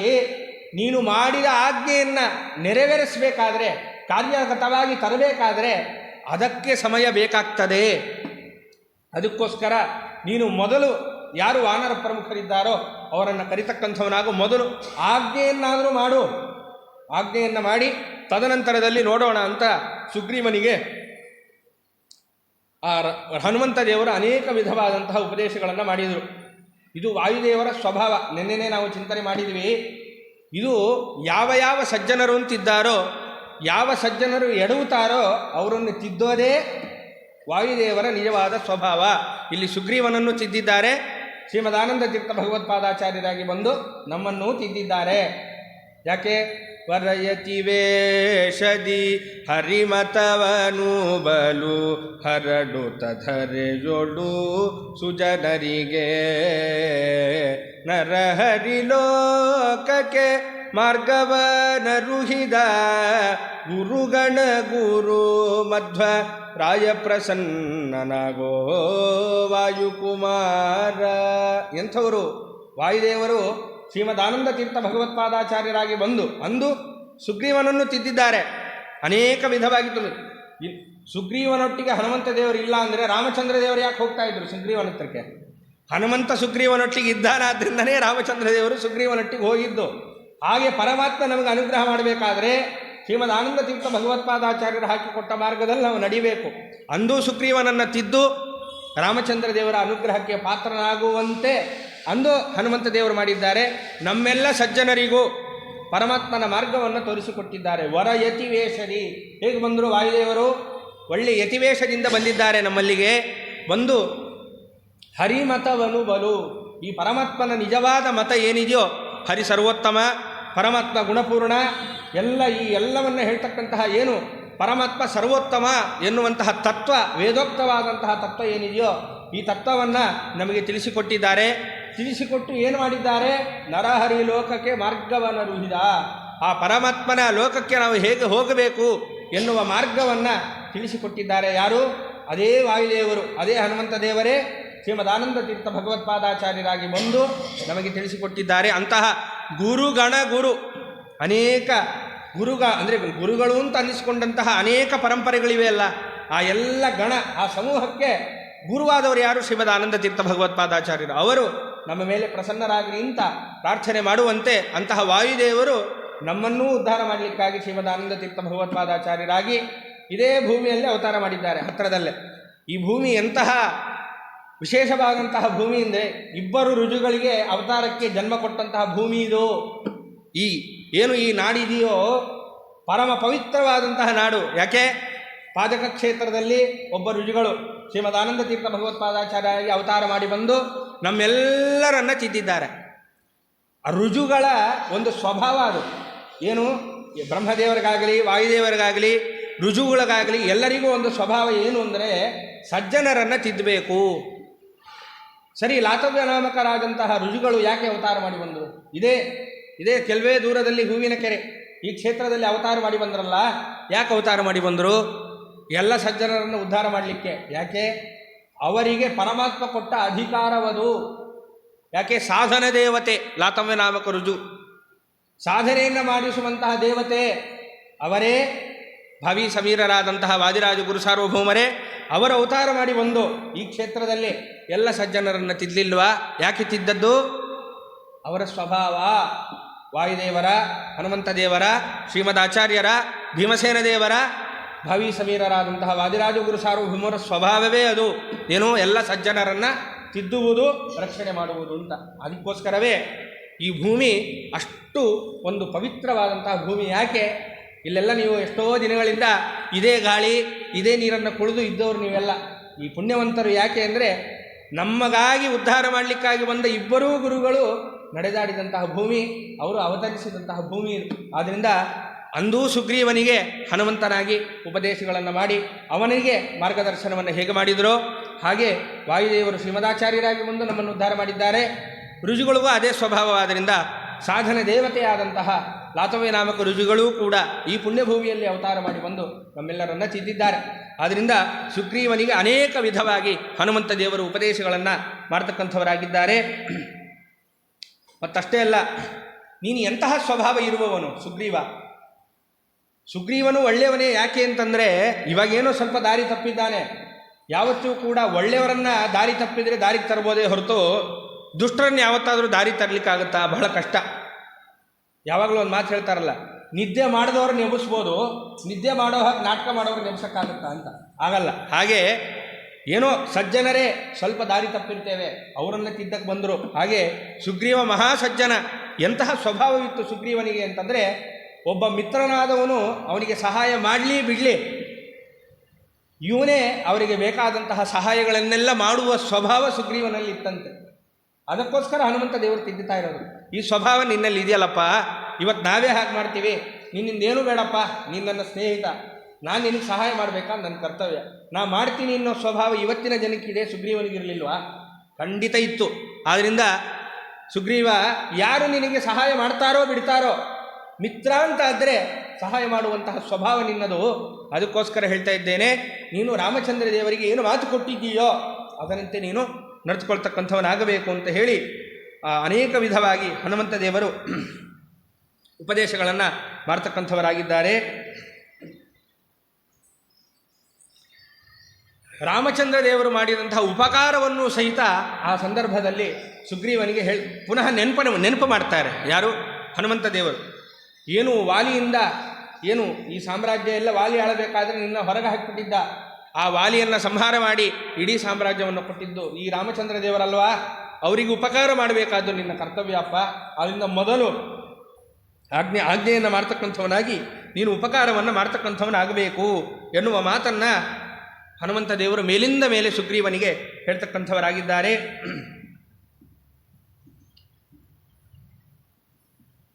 ಸರಿ, ಈಗ ಕಪಿನಾಯಕರಿಗೆ ಆಜ್ಞೆಯನ್ನು ಮಾಡಬೇಕು, ಯಾರು ಸುಗ್ರೀವ. ಆದ್ದರಿಂದ ಅನೇಕ ಕಪಿನಾಯಕರನ್ನು ನೀನು ಕರಿತಕ್ಕಂಥವನಾಗಿ ನೀನು ಆಜ್ಞೆಯನ್ನು ಮಾಡುವಂತ ಹನುಮಂತ ದೇವರು ಎಚ್ಚರಿಸಿದ್ದಾರೆ. ಆ ಎಚ್ಚರದಂತೆ ಏನು ಮಾಡಿದ್ದಾನೆ, ಸುಗ್ರೀವ ತಾನು ನೀಲ ಎನ್ನುವಂತಹ ಕಪಿಯನ್ನು ಕರಿತಕ್ಕಂಥವನಾಗಿದ್ದಾನೆ. ಯಾರು ಈ ನೀಲ ಎನ್ನುವಂತಹ ಕಪಿ ಅಂತಂದರೆ, ಸೇನಾಪತಿ ತಾನು ಎಷ್ಟು ನಿಷ್ಠನಾಗಿದ್ದ ಸಾಮ್ರಾಜ್ಯಕ್ಕೆ ಅಂತಂದರೆ, ಏನೇ ಸ್ಥಿತಿ ಬಂದರೂ ಸಹಿತ ಯಾವತ್ತೂ ಕೂಡ ತನ್ನ ಆ ಒಂದು ಸಾಮ್ರಾಜ್ಯಕ್ಕೆ, ಆ ಒಂದು ದೇಶಕ್ಕೆ ತನ್ನ ಕರ್ತವ್ಯವನ್ನು ಯಾವತ್ತೂ ಬಿಟ್ಟವನಲ್ಲಂತೆ ನೀಲ ಎನ್ನುವಂತಹ ಕಪಿ. ಆ ರೀತಿಯಾದಂತಹ ಒಳ್ಳೆ ಸ್ವಭಾವ ಇರತಕ್ಕಂತಹ ಕಪಿ. ಇಂಥವ್ರು ಬೇಕು ನೋಡ್ರಿ. ಒಂದು ದೊಡ್ಡ ಸಾಮ್ರಾಜ್ಯವಾಗಲಿ, ಒಂದು ರಾಜ್ಯವಾಗಲಿ, ಒಂದು ಪ್ರದೇಶವಾಗಲಿ ಚೆನ್ನಾಗಿರಬೇಕು ಅಂತಾದರೆ ನಿಷ್ಠಾವಂತರಾಗಿ ಕೆಲಸ ಮಾಡುವಂತಹ ಜನ ಇದ್ರೂ ಅಂತ ಆದ್ರೇ ಯಾವುದೇ ಒಂದು ಕೆಲಸಗಳಾಗಲಿಕ್ಕೆ ಸಾಧ್ಯ. ಈಗ ಅನೇಕ ಕಾರ್ಯಕ್ರಮಗಳಾಗ್ತವೆ, ಅನೇಕ ಒಳ್ಳೆ ಜ್ಞಾನ ಕಾರ್ಯಗಳು ಎಲ್ಲವೂ ಕೂಡ ಆಗುತ್ತೆ. ಇದೆಲ್ಲ ಯಾಕೆ ನಡೆಯುತ್ತೆ ಅಂತಂದರೆ ನಿಷ್ಠಾವಂತರಲ್ಲಿ ಇರ್ತಾರೆ, ಅದರಿಂದ ನಡೆಯುತ್ತೆ. ಇಲ್ಲದ್ರೆ ಬಹಳ ಕಷ್ಟ. ಆದ್ದರಿಂದ ಯಾವುದೇ ಒಂದು ದೊಡ್ಡ ದೇಶವಾಗಲಿ, ಒಂದು ಚಿಕ್ಕ ಕಾರ್ಯಕ್ರಮವಾಗಲಿ, ಯಾವುದೇ ಕೆಲಸವಾಗಲಿ ಎಲ್ಲದೂ ನಡೆಯಬೇಕು ಅಂತಾದರೆ ನಿಷ್ಠಾವಂತರಾದಂತಹ ಜನ ಇರಬೇಕು. ಇಲ್ಲಿ ನೀಲ ಎನ್ನುವಂತಹ ಕಪಿ ಏನಿದ್ದಾನೋ ಬಲು ನಿಷ್ಠಾವಂತರಾದಂತಹ ಕಪಿ ಸೇನಾಪತಿಯಾಗಿದ್ದಾನೆ. ಈ ಕಪಿ ಎಂದೂ ಕೂಡ ತನ್ನ ಕರ್ತವ್ಯಗಳನ್ನು ಬಿಡದೆ ಸಾಮ್ರಾಜ್ಯದ ರಕ್ಷಣೆಗಾಗಿ ತಾನು ಯಾವಾಗಲೂ ಕೂಡ ಸಿದ್ಧನಾಗಿ ಇರ್ತಾ ಇದ್ದಂತಹ ಕಪಿ. ಈ ಕಪಿಯನ್ನು ಕರೆದು ಸುಗ್ರೀವ ಏನು ಮಾಡ್ತಾನೆ, ತಡ ಮಾಡದೇನೆ ಎಲ್ಲ ಸೇನೆಯನ್ನು ನೀನು ಸಜ್ಜು ಮಾಡು. ಯಾಕೆ ಅಂತಂದರೆ ಎಲ್ಲರೂ ಕೂಡ ಒಟ್ಟುಗೂಡುವಂತೆ ಆಜ್ಞೆ ಮಾಡು ಅಂತ. ಯಾಕೆ ಎಲ್ಲರೂ ಅಲ್ಲೇ ಇರಲಿಲ್ವ ಅಂತ ಕೇಳ್ಬೋದು ನೀವು. ಖಂಡಿತ ಅಲ್ಲಿರಲಿಲ್ಲ. ಸೈನ್ಯ ಅಂದ ಮೇಲೆ ಒಂದೇ ಕಡೆ ಇರಲ್ಲ. ಸಾಮ್ರಾಜ್ಯಗಳಲ್ಲಿ ಸೈನ್ಯ ಅನ್ನೋದು ಯಾವತ್ತೂ ಕೂಡ ಒಂದೇ ಕಡೆ ಇರಲ್ಲ. ಇಡೀ ಸಾಮ್ರಾಜ್ಯವನ್ನು ಹರಡ್ಕೊಂಡಿರುತ್ತೆ, ಒಂದೇ ಕಡೆ ಇರಲ್ಲ ಸೈನ್ಯ. ಯುದ್ಧ ಕಾಲದಲ್ಲಿ ಏನಾದರೂ ದೊಡ್ಡ ಕೆಲಸಗಳಾಗಬೇಕಾದ್ರೆ ಹೇಳಿ ಕಳಿಸ್ತಾರೆ, ಆಯಾಯ ಫೋರ್ಸ್ ಅಲ್ಲಿಗೆ ಬರ್ತಕ್ಕಂಥದ್ದಾಗುತ್ತೆ. ಆದ್ದರಿಂದ ಒಂದೇ ಕಡೆ ಸೈನ್ಯ ಯಾವತ್ತೂ ಕೂಡ ಇರೋದಿಲ್ಲ. ವಿಜಯನಗರ ಸಾಮ್ರಾಜ್ಯದ ಕಾಲದಲ್ಲೂ ನಾವು ಕೇಳ್ತೇವೆ, ವಿಜಯನಗರವನ್ನು ಹಂಪಿ ಸೈನ್ಯ ಎಷ್ಟು ಅಂತಂದರೆ 13 ಲಕ್ಷ 14 ಲಕ್ಷ ಸೈನ್ಯ ಒಟ್ಟು ವಿಜಯನಗರ ಸಾಮ್ರಾಜ್ಯದ ಸೈನ್ಯ. ಆದರೆ ಹಂಪಿ ಪಟ್ಟಣದಲ್ಲಿ ಇರ್ತಕ್ಕಂತಹ ಸೈನ್ಯ ಎಷ್ಟು, ಹಂಪಿ ಪಟ್ಟಣವನ್ನು ನೋಡ್ಕೊಳ್ಳಿಕ್ಕೆ ಇರ್ತಕ್ಕಂತಹ ಸೈನ್ಯ ಎಷ್ಟು ಅಂದರೆ 90,000, 1 ಲಕ್ಷ ಅಂತ ಇಟ್ಕೊಳ್ಳಿ. ಮಿಕ್ಕಿದ್ದೆಲ್ಲ ಸೈನ್ಯ ಎಲ್ಲಿರ್ತಾ ಇತ್ತು ಅಂತಂದರೆ ಇಡೀ ಸಾಮ್ರಾಜ್ಯವನ್ನು ವ್ಯಾಪಿಸಿಕೊಂಡು ಅಲ್ಲಲ್ಲಿ ಅದರ ಕಾರ್ಯಗಳನ್ನು ಮಾಡ್ತಾ ಇತ್ತು. ಅಂದರೆ ಒಂದೇ ಕಡೆ ಸೈನ್ಯ ಇರೋದಿಲ್ಲ. ಅದಕ್ಕಾಗಿ ಇಲ್ಲಿ ಸುಗ್ರೀವ ಏನು ಹೇಳ್ತಾ ಇದ್ದಾನೆ, ನೋಡಪ್ಪ ನೀಲ, ಸೀತಾನ್ವೇಷಣವನ್ನು ಮಾಡಬೇಕಿದೆ, ಅಲ್ಲಲ್ಲಿ ಇದ್ದಂತಹ ಕಪಿಗಳನ್ನು ಒಟ್ಟುಗೂಡಿಸು. ಯಾಕೆ ಅವರಲ್ಲೇ ಇರಲ್ಲ, ಬೇರೆ ಬೇರೆ ಬೇರೆ ಕಡೆ ಇರ್ತಾರೆ. ಅವರನ್ನೆಲ್ಲ ತಂದು ಒಟ್ಟುಗೂಡಿಸಿ ಸೀತಾನ್ವೇಷಣವನ್ನು ಮಾಡ್ತಕ್ಕಂಥವರಾಗಬೇಕು ನೀವು ಅಂತ ಆಜ್ಞೆ ಮಾಡಿದ ತತ್ಕ್ಷಣದಲ್ಲಿ ಮತ್ತೆ ಒಳಗೋದ, ಮತ್ತೆ ಅಂತಃಪುರಕ್ಕೆ ಹೋಗಿಬಿಟ್ಟ. ಆಜ್ಞೆ ತಾನು ಮಾಡಬೇಕಾಗಿರೋದು. ಅಂದರೆ ಇದರಿಂದ ನಾವೇನು ತಿಳ್ಕೊಳ್ಬೇಕು ಅಂತಂದರೆ, ಏನೋ ಸುಗ್ರೀವ ಆಗಿದ್ದ ಅಂತ ಸುಗ್ರೀವನನ್ನು ದೂರೋದಲ್ಲ, ನಮ್ಮ ಜೀವನವನ್ನು ನಾವು ನೋಡೋಣ. ಒಳ್ಳೆ ತಂದೆ ತಾಯಿ ಇರ್ತಾರೆ, ಒಳ್ಳೆ ಸಹವಾಸವೂ ಇರುತ್ತೆ, ಅವರೆಲ್ಲರೂ ಒಳ್ಳೆ ಮಾತನ್ನು ಹೇಳ್ತಾನೇ ಇರ್ತಾರೆ. ಹ್ಞೂ ಅಂತೀವಿ, ಏನೋ ಒಂದಿಷ್ಟು ಮಾಡ್ತೀವಿ, ಮತ್ತೆ ನಮಗೆ ದೇವ್ರದ್ದೆಲ್ಲ ಬಿಟ್ಟುಬಿಡ್ತೇವೆ. ಈ ಸ್ಥಿತಿ ಜಗತ್ತಲ್ಲಿ ಬರುತ್ತೆ, ಅದನ್ನೇ ತೋರಿಸ್ಕೊಡ್ತಾ ಇರೋದು. ಈಗ ಆಜ್ಞೆ ಮಾಡಿ ಮತ್ತೆ ಒಳಗೆ ಹೋದ. ಏನು ಅಂತಃಪುರ ಇತ್ತು, ಯಾವ ಒಂದು ಸುಖದಲ್ಲಿ ಅವನು ಮುಳುಗಿದ್ನೋ, ಮತ್ತೆ ಅದನ್ನೇ ಶರಣು ಹೋದ. ಯಾರು ಸುಗ್ರೀವ ಆಜ್ಞೆ ಮಾಡಿದ, ಹೊರಟು ಬಿಟ್ಟ. ಸರಿ, ಹನುಮಂತ ದೇವರು ಸುಮ್ಮನಾದ್ರು, ಇನ್ನು ಮಾತಾಡಲಿಲ್ಲ. ಯಾಕೆ ಗೊತ್ತಾ, ಮಾತಿಗೆ ಬೆಲೆ ಉಳಿಯೋದು ಎಲ್ಲಿ ಅಂತ. ಇವತ್ತು ತಂದೆ ಮಕ್ಕಳಿಗಾಗುವ ಒಂದು ಘರ್ಷಣೆನೇ ಅಲ್ಲಿ. ಏನು ಅಂದರೆ, ತಂದೆ ತಾಯಿಯರು ಮಕ್ಕಳಿಗೆ ಹೇಳ್ತಾರೆ, ಒತ್ತಾಯ ಮಾಡಲಿಕ್ಕೆ ಹೋದರೆ ಭಿನ್ನಾಭಿಪ್ರಾಯ ಬರಲಿಕ್ಕೆ ಶುರು ಆಗುತ್ತೆ. ಅದಕ್ಕೆ ಹೇಳಬೇಕು, ಒತ್ತಾಯ ಮಾಡಲಿಕ್ಕೆ ಹೋಗಬಾರದು. ಅವರಿಗೆ ಒತ್ತಾಯ ಬೀಳುತ್ತಲ್ಲ, ಯಾವಾಗ ಒತ್ತಾಯ ಬೀಳುತ್ತೋ ಆವಾಗ ಬರ್ತಾರೆ ಅಮ್ಮ ಅಪ್ಪನ ಹತ್ರಕ್ಕೆ, ಆವಾಗ ಉದ್ದೇಶ ಮಾಡಬೇಕು. ಆದ್ದರಿಂದ ಸಲಹೆ ಕೊಟ್ಬಿಟ್ಟು ಸುಮ್ಮನಾಗೋದು ಒಳ್ಳೆಯದು ಅಂತ ಹನುಮಂತ ದೇವರು ಎಷ್ಟು ಚೆನ್ನಾಗಿ ತೋರಿಸ್ತಾ ಇದ್ದಾರೆ ನೋಡ್ರಿ. ಸುಗ್ರೀವನಿಗೆ ಹೇಳಿದರು, ಒತ್ತಾಯ ಮಾಡಲಿಲ್ಲ. ಆಜ್ಞೆ ಮಾಡು ಅಂತ ಹೇಳಿದರು, ಆದರೆ ಒತ್ತಾಯ ಮಾಡಲಿಲ್ಲ. ಸುಗ್ರೀವ ಏನು ಮಾಡಿದ, ಹನುಮಂತ ದೇವರು ಹೇಳಿದ್ದಾರೆ, ಸರಿ, ಅದಕ್ಕೇನು ಮಾಡಿದೆ, ಈಗಿನ ಕಾಲದ ಮಕ್ಕಳು ಮಾಡ್ತಾರಲ್ಲ ಹಾಗೆ, ಏನು ದೇವ್ರ ಪೂಜೆ ಮಾಡ್ಬೇಕು ತಾನೆ, ಒಂದು ನಮಸ್ಕಾರ ಮಾಡೋದು ಹೋಗೋದು ಹಾಗೆ ಅಂತ. ಅದಕ್ಕೆ ಸುಗ್ರೀವ ಏನು ಮಾಡಿದ, ಆಜ್ಞೆ ಮಾಡಿದ ನೀಲನಿಗೆ, ಮತ್ತೆ ಹೊರಟ. ಮತ್ತೆ ತಡಿಬೋದಿತ್ತು ಹನುಮಂತ ದೇವರು, ತಡೀಲಿಲ್ಲ. ಯಾಕೆ, ಬೆಲೆ ಹೋಗುತ್ತೆ, ಮಾತಿಗೆ ಬೆಲೆ ಹೋಗುತ್ತೆ, ವ್ಯಕ್ತಿಯ ಮೇಲೆ ಇರತಕ್ಕಂಥ ಗೌರವಗಳೆಲ್ಲ ಕಡಿಮೆ ಆಗ್ಬಿಡುತ್ತೆ. ಅದರಿಂದ ಮತ್ತೆ ತಡಿಯೋಕ್ಕೆ ಹೋಗಲಿಲ್ಲ ಹನುಮಂತ ದೇವರು. ಕುತ್ತಿಗೆಗೆ ಬಂದಾಗ ಮತ್ತೆ ಮಾತಾಡ್ತಾರೆ ಮುಂದೆ. ಇವತ್ತಿಗೂ ಅಷ್ಟೇ, ಮಕ್ಕಳು ಎಷ್ಟೋ ಹೇಳಿದ್ರು ಕೇಳದೇ ಇದ್ದಾಗ ಬಿಟ್ಟು ಬಿಡಬೇಕು. ಅವ್ರಿಗೆ ಒತ್ತ ಬೀಳುತ್ತೆ. ಒತ್ತ ಬಿದ್ದಾಗ ಬರ್ತಾರೆ ನಮ್ಮ ಹತ್ರಕ್ಕೇನೆ, ಅಮ್ಮ ಹೀಗಾಯಿತು, ಅಪ್ಪ ಹಾಗಾಯಿತು ಅಂತ. ಆವಾಗ ಹೇಳಬೇಕು, ಇದಕ್ಕೆಪ್ಪ ಮುಂಚೆ ಹೇಳಿದ್ದು ಅಂಥೇಳಿ ಅವಾಗ ಪರಿಹಾರ ಮಾಡಿದ್ರೆ ತಂದೆ ತಾಯಿ ಮೇಲೆ ಇರ್ತಕ್ಕಂತಹ ಗೌರವನೂ ಇನ್ನೂ ಜಾಸ್ತಿ ಆಗುತ್ತೆ ಮಕ್ಕಳಿಗೆ. ಹಂಗಂತೇಳಿ ಪೂರ್ಣ ಬಿಡಬೇಕು ಅಂತ ನನ್ನ ಅಭಿಪ್ರಾಯ ಅಲ್ಲ. ಒಂದು ಸಲಹೆಯನ್ನು ಕೊಟ್ಟು ಬಿಟ್ಟು ಬಿಡೋದು ಅಂದ್ರೆ ಏನು, ಒಂದು ನಿಗಾ ಇಟ್ಟು ಬಿಡೋದು ಅಂತ ಅರ್ಥ. ಒಂದು ನಿಗಾ ಮಕ್ಕಳುಗಳ ಮೇಲೆ ಇಟ್ಬಿಟ್ಟು ಬಿಟ್ಟು ಬಿಡಬೇಕು. ಜಾಸ್ತಿ ಒತ್ತಾಯ ಮಾಡಲಿಕ್ಕೆ ಹೋದರೆ ಗೌರವ ಕಡಿಮೆ ಆಗುತ್ತೆ. ಒಂದು ನಿಗಾ ಇಟ್ಟು ಬಿಟ್ಟು ಅವ್ರಿಗೆ ಒತ್ತ ಬಿದ್ದಾಗ ನಾವೇ ಎತ್ತಬೇಕು. ಎತ್ತುಬಿಟ್ಟು ಅದಕ್ಕೆ ಹೇಳಿದ್ದು ಅಂಥೇಳಿ ನಾವು ಹೇಳಿದಾಗ ಆವಾಗ ತಂದೆ ತಾಯಿ ಮೇಲೆ ಮಕ್ಕಳಿಗೂ ಒಂದು ಗೌರವ ಇರುತ್ತೆ. ಯಾಕೆ ಹನುಮಂತ ದೇವರು ಹಾಗೇ ಮಾಡ್ತಾರೆ. ಇವಾಗ ಬಿಟ್ಟುಬಿಟ್ರು, ತಡೀಲಿಲ್ಲ, ಈಗ ಕಳಿಸಿ ಅವನು ಹೋದ ಸರಿ, ಆಮೇಲೆ ಮತ್ತೆ ಮಾತಾಡ್ತಾರೆ ಹನುಮಂತ ದೇವರು. ಆವಾಗ ಮಾತಾಡಿ ಚೆನ್ನಾಗಿ ಎಚ್ಚರಿಸಿ ಸುಗ್ರೀವನನ್ನು ಇನ್ನೊಂದ್ಸಲಿ ಕರ್ಕೊಂಡು ಹೋಗ್ತಾರೆ. ಹಾಗೆ ಇಷ್ಟೆಲ್ಲ ತಾನು ಆಜ್ಞೆಯನ್ನು ಮಾಡಿದ, ಮತ್ತೆ ತಾನು ಹೊರಟು ಬಿಟ್ಟ ರಾಜ. ಇದೆಲ್ಲ ಆದ ಮೇಲೆ ಈಗ ನೀಲ ಕಪಿ ಏನು ಮಾಡ್ತಾನೆ, ಈಗ ಸೈನ್ಯ ಬಂದು ಸೇರಬೇಕು. ಸೈನ್ಯ ಬಂದು ಸೇರಬೇಕು ಅಂತಾದರೆ ಈಗ ಒಂದು ಪ್ರೆಷರ್ ಇಲ್ಲದೆ ಸೈನ್ಯ ಬರೋದಿಲ್ಲ, ಒಂದು ಒತ್ತಡ ಇರಬೇಕು. ಸುಮ್ಮನೆ ಸೈನ್ಯ ಎಲ್ಲ ಬಂದು ಸೇರಿಬಿಡಿ ಅಂದರೆ ಬರಲ್ಲ, ಆರ್ಮಿ ಅದು. ಆದ್ದರಿಂದ ಅಲ್ಲಿ ಏನು ಮಾಡಿದ್ದಾನೆ ನೀಲ ಎನ್ನುವಂತಹ ಕಪಿ, ಇಂದಿಗೆ 15 ದಿನಗಳ ಒಳಗೆ ಯಾವ ಕಪಿ ಬಂದು ಇಲ್ಲಿ ಸೇರಲ್ವೋ ಅವನಿಗೆ ಏನು ಮಾಡ್ತೇವೆ ಅಂತಂದರೆ ಪ್ರಾಣವನ್ನು ತೆಗಿತೇವೆ. ಈ ಥರ ಹೊರಟಿಸಿದ ನೀಲಕಪಿ. ಎಲ್ಲ ಕಪಿಗಳು ಬಂದು ಇಲ್ಲಿ ಸೇರ್ತಕ್ಕಂಥವರಾಗಬೇಕು. ಯಾರಾದರೂ ಕೂಡ 15 ದಿನದೊಳಗೆ ಯಾವ ಕಪಿ ಇಲ್ಲಿರಲ್ವೋ ಅವನ ಪ್ರಾಣವನ್ನು ತೆಗಿತೇನೆ. ಆದ್ದರಿಂದ ಎಲ್ಲ ಕಪಿಗಳು 15 ದಿನದ ಒಳಗೆ ಇಲ್ಲಿ ಬಂದು ಸೇರ್ತಕ್ಕಂಥವರಾಗಬೇಕು ಅಂತ ಹೇಳಿ ನೀಲ ಏನು ಮಾಡಿದ್ದಾನೆ, ಎಲ್ಲ ಸೈನ್ಯವನ್ನು ಕರೆಸಿಕೊಳ್ಳುವಂತಹ ಪ್ರಯತ್ನವನ್ನು ಮಾಡಿದ್ದಾನೆ. ಅದರಂತೆ ಕಪಿಗಳು ಕೂಡ ಬಂದು ಸೇರಲಿಕ್ಕೆ ಶುರು ಮಾಡಿದ್ದಾರೆ. ಮತ್ತಷ್ಟೇ ಅಲ್ಲ, ನೀಲಕಪಿ ಹೇಳಿದ್ದಂತೆ ನೀಲಕಪಿಗೆ ಇನ್ನೊಂದು ಆಜ್ಞೆಯನ್ನು ಸುಗ್ರೀವ ಮಾಡಿದ್ದ. ನೋಡಪ್ಪ, ಎಲ್ಲರೂ 15 ದಿನಗಳ ಒಳಗೆ ಇಲ್ಲಿ ಬರಲಿಲ್ಲ ಅಂತಂದರೆ ಅವರು ಪ್ರಾಣವನ್ನೇ ತೆಗಿತಕ್ಕಂಥವನಾಗು ಅಂತ ಹೇಳಿ ಆಜ್ಞೆ ಮಾಡಬೇಕು ನೀನು. ಸುಗ್ರೀವ ಹೇಳಿದ್ದು ಆಜ್ಞೆ ಮಾಡು. ಮತ್ತು ದೊಡ್ಡ ದೊಡ್ಡ ಹಿರಿಯ ಕಪಿಗಳು ಇರ್ತಾರೆ. ಹಿರಿಯ ಕಪಿಗಳು ಅಂತ ಯಾರು ಇರ್ತಾರೋ ಆ ಹಿರಿಯ ಕಪಿಗಳ ಬಳಿಗೆ ಈ ವಿಷಯವನ್ನು ಹೇಳಲಿಕ್ಕೆ ಅಂಗದನನ್ನು ನೀನು ಕಳಿಸ್ತಕ್ಕಂಥವನಾಗು. ಇದರಿಂದ ನಮಗೂ ಒಳ್ಳೆ ಪಾಠ ಏನು ಅಂದರೆ, ಇಡೀ ಮನೆಯನ್ನು ನಾವು ನೋಡ್ಕೊಳ್ಳೋದು ನಾವೇ. ಇಡೀ ಮನೆಯನ್ನು ಯಜಮಾನನಾಗಿ ನೋಡ್ಕೊಳ್ಳೋದು ನಾವಾದರೂ ಕೂಡ ನಮಗಿಂತ ಹಿರಿಯರು ಇರ್ತಾರಲ್ಲ ಅವ್ರ ಹತ್ರ ಹೇಗೆ ನಡ್ಕೊಳ್ಬೇಕು ಅಂತ ಸುಗ್ರೀವನು ನಮಗೆ ತಿಳಿಸಿಕೊಡ್ತಾ ಇದ್ದಾನೆ. ಆದ್ದರಿಂದ ನನಗಿಂತ ಹಿರಿಯರು ಅಂತ ಅನೇಕ ಜನ ಕಪಿಗಳಿದ್ದಾರೆ. ಅವರ ಬಳಿ ಇಂಥದ್ದನ್ನೆಲ್ಲ ಹೋಗಿ ಕಿವಿಗೆ ಹಾಕಿ ಬರೋದಲ್ಲ, ಅಂಗದನನ್ನು ಕಳಿಸಿಕೊಡು. ಅಂಗದ ಹೋಗಿ ಅವ್ರಿಗೆಲ್ಲವನ್ನು ತಿಳಿಸಿ ಬರಬೇಕು. ಅಂದರೆ ಯಾರು ಮನೆಯಲ್ಲಿ ಹಿರಿಯರು ಇರ್ತಾರೋ ಅಥವಾ ನಮ್ಮ ಮನೆಯಲ್ಲಿ ಅಲ್ಲದೇ ಇದ್ದರು ಚಿಕ್ಕಪ್ಪ ದೊಡ್ಡಪ್ಪ ಮತ್ತು ಯಾರು ಹಿರಿಯರು ಬೇರೆ ಕಡೆ ವಾಸವಾಗಿರ್ತಾರೋ ಅಂಥವರಿಗೆ ನಮ್ಮ ಮನೆಯಲ್ಲಿ ಏನೇ ಮಂಗಳ ಕಾರ್ಯಗಳಾದರೂ ಕೂಡ ನಾವು ಹೋಗಬೇಕು ಕರೀಲಿಕ್ಕೆ, ಇಲ್ಲಾಂದರೆ ನಮ್ಮ ಮಕ್ಕಳನ್ನಾದರೂ ಕಳಿಸಿ ಹೇಳಿಸಿ ಕರೆಸ್ಕೊಂಬರಬೇಕು. ಅಂದರೆ ದೊಡ್ಡವರಲ್ಲಿ ಹೇಗೆ ನಡ್ಕೊಳ್ಬೇಕು ಅನ್ನೋದನ್ನು ಕೂಡ ನಮಗೆ ಈ ಕಾವ್ಯ ತಿಳಿಸಿಕೊಡುತ್ತೆ. ಆದ್ದರಿಂದ ಅಂಗದನನ್ನು ಕಳಿಸಿಕೊಡು. ಹಿರಿಯ ಕಪಿಗಳಲ್ಲಿ ಈ ವಾರ್ತೆಯನ್ನು ನೇರ ಹೋಗಿ ಅವರಿಗೆ ಹೇಳೋದು ಸರಿಯಲ್ಲ, ಯಾಕೆ ಅವರು ದೊಡ್ಡವರು. ಆದ್ದರಿಂದ ಅಂಗದನನ್ನು ಕಳಿಸಿಕೊಟ್ಟು ಎಲ್ಲ ವೃತ್ತಾಂತವನ್ನು ತಿಳಿಸಿಕೊಡು ಅಂತ ಹೇಳಿದ. ಎಲ್ಲ ಆಜ್ಞೆಯನ್ನು ನೀಲನಿಗೆ ಮಾಡತಕ್ಕಂಥವನಾಗಿ ಮುಂದಿನ ವ್ಯವಸ್ಥೆಯನ್ನು ನೀನೇ ನೋಡ್ಕೊ ಅಂದ. ಅಂತಃಪುರವನ್ನು ಪ್ರವೇಶ ಮಾಡಿಬಿಟ್ಟ ಯಾರು, ಈ ಸುಗ್ರೀವ. ಇಷ್ಟೆಲ್ಲ ನೋಡ್ತಾ ಇದ್ದಾರೆ ಹನುಮಂತ ದೇವರು, ಆದರೂ ಸುಮ್ಮನಿದ್ದಾರೆ, ತಡಿಲಿಲ್ಲ. ಇಷ್ಟೆಲ್ಲ ಆದಮೇಲೆ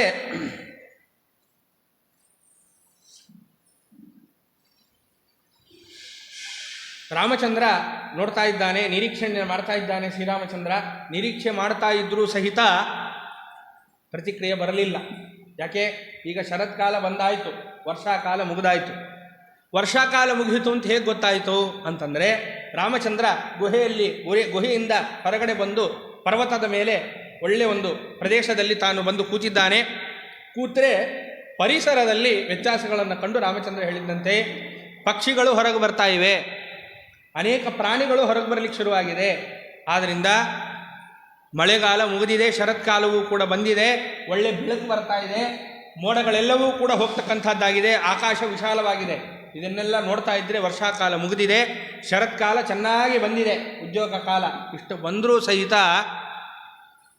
ಈ ಒಂದು ಸುಗ್ರೀವ ಏನು ಪ್ರತಿಕ್ರಿಯೆಯನ್ನು ಮಾಡ್ತಾ ಇಲ್ಲ. ರಾಮಚಂದ್ರ ದೇವರ ತಲೆಗೆ ಇದು ಬರ್ತಕ್ಕಂಥದ್ದಾಗಿದೆ.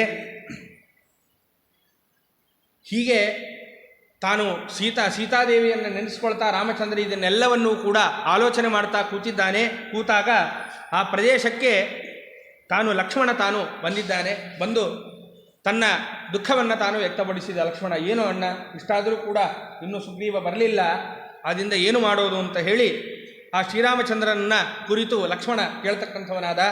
ಹೀಗೆ ಕೇಳಿದ ಮೇಲೆ ಮುಂದೆ ರಾಮಚಂದ್ರ ಹೇಳಿದ್ದಂತೆ, ನೋಡಪ್ಪ ರಾಜಪುತ್ರ, ಅಲ್ಲೂ ಕೂಡ ಅದೇ ನಾನು ನಿನ್ನೆ ದಿವಸ ಹೇಳಿದೆ, ತಮ್ಮ ಅಂಥೇಳಿ ಹೇಗೆ ನನಗೆ ಕರೆಯೋದು ಅವೆಲ್ಲ ಇಲ್ಲೇ ಇಲ್ಲ. ಲಕ್ಷ್ಮಣನನ್ನು ಕೂಡ ರಾಜಪುತ್ರ, ಒಳ್ಳೆ ಸುಮಿತ್ರೆಯ ಮಗ ಅಂತಲೇ ಸಂಬೋಧನೆ ಮಾಡಿ ಕರೆಯೋದು. ಅಂದರೆ ಅವ್ರಿಗೆ ಕೊಡಬೇಕಾದ ಗೌರವ ಅವರಿಗೆ ಕೊಡಲೇಬೇಕು ಅಂತ ನಿಯಮವಾದ್ದರಿಂದ.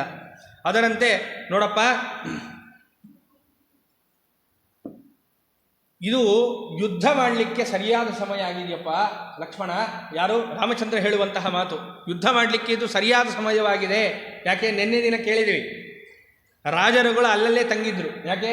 ವರ್ಷಾಕಾಲ ಬಂತು, ಆದ್ದರಿಂದ ರಾಜರುಗಳು ಅಲ್ಲಲ್ಲೇ ತಾವು ತಂಗ್ತಕ್ಕಂಥವರಾದರು. ಸೈನ್ಯವೂ ಅಲ್ಲೇ ಉಳಿತು ಅಂತ. ಎಲ್ಲಿ ತನಕ ಸೈನ್ಯ ಹೋಗಿತ್ತೋ ಅಲ್ಲೇ ಸೈನ್ಯ ಉಳಿತು.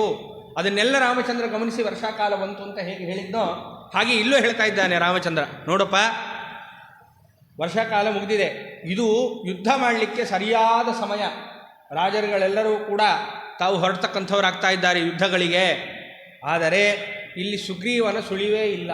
ಸುಗ್ರೀವ ಏನು ಹೇಳು ಕಳಿಸಿಲ್ಲ, ಏನು ವಿಷಯ ತಿಳಿಸಿಲ್ಲ ಅಂತ ಹೇಳಿ ರಾಮಚಂದ್ರ ತಾನು ಮಾತಾಡ್ತಕ್ಕೆ ಶುರು ಮಾಡಿದ್ದಾನೆ.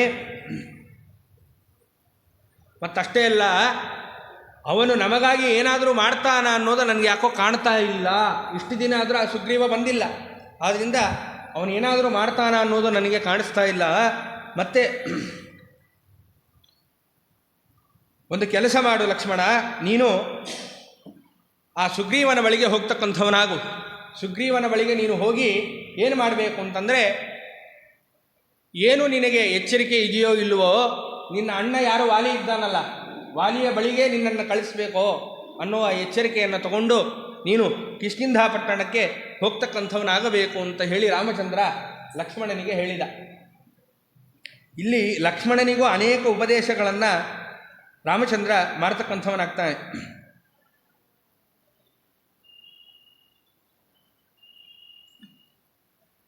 ಈ ಏನು ನೀನು ಕಿಷ್ಕಿಂಧ ಪಟ್ಟಣಕ್ಕೆ ಹೋಗ್ತೀಯೋ, ಹೋಗುವಾಗ ನಿರ್ಮಲ ಮನಸ್ಸಿಂದ ನೀನು ಹೋಗು. ಯಾವತ್ತೂ ಕೂಡ ಯುದ್ಧವನ್ನು ಮೊದಲು ಯಾವುದೇ ಕೆಲಸಗಳನ್ನು ಮಾಡಬೇಕಾದ್ರೆ ಯುದ್ಧವೇ ಅದಕ್ಕೆ ಸೊಲ್ಯೂಷನ್ ಅಲ್ಲ, ಪರಿಹಾರ ಯುದ್ಧವೇ ಅಲ್ಲ. ಯುದ್ಧವಾದರೆ ಪರಿಹಾರ ಆಗುತ್ತೆ ಅಂತ ನಾವು ತಿಳ್ಕೊಂಡಿದ್ದೀವಿ, ನಷ್ಟವೇ ಜಾಸ್ತಿ.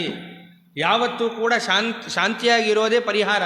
ಆದ್ದರಿಂದ ನೀನು ಅಲ್ಲಿ ಹೋಗಿ ನೀನು ನಿನ್ನ ಸಿಟ್ಟನ್ನು ನೀನು ತೋರಿಸ್ತಕ್ಕಂಥವನಾಗಬೇಡ ಅಂತ ಹೇಳಿ ರಾಮಚಂದ್ರ ಆ ಲಕ್ಷ್ಮಣನಿಗೆ ಹೇಳ್ತಕ್ಕಂಥವನಾಗ್ತಾನೆ. ಇಷ್ಟರ ಮಧ್ಯದಲ್ಲಿ ಲಕ್ಷ್ಮಣನಿಗೂ ಕೂಡ ಬಹಳ ಸಿಟ್ಟು ಬರ್ತಕ್ಕಂಥದ್ದಾಗುತ್ತೆ.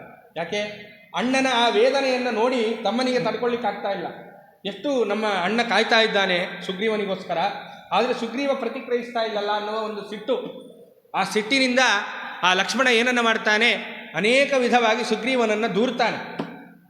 ದೂರಿ ನಾನು ಸುಗ್ರೀವನೊಟ್ಟಿಗೆ ಯುದ್ಧವನ್ನೇ ನಾನು ಮಾಡ್ತಕ್ಕಂಥವನಾಗ್ತೇನೆ ಅಂತ ಹೇಳಿ ತಾನು ಕ್ರೋಧವನ್ನು ತೋರಿಸಿದಾಗ ರಾಮಚಂದ್ರ ಹೇಳಿದ್ದಂತೆ, ನೋಡಪ್ಪ, ಯಾವತ್ತೂ ಕೂಡ ಬುದ್ಧಿಯನ್ನು ಕೋಪದ ಕೈಗೆ ಕೊಡಬೇಡ. ಇದು ನಾವು ಎಲ್ಲರೂ ತಿಳ್ಕೊಳ್ಬೇಕಾದ್ದು.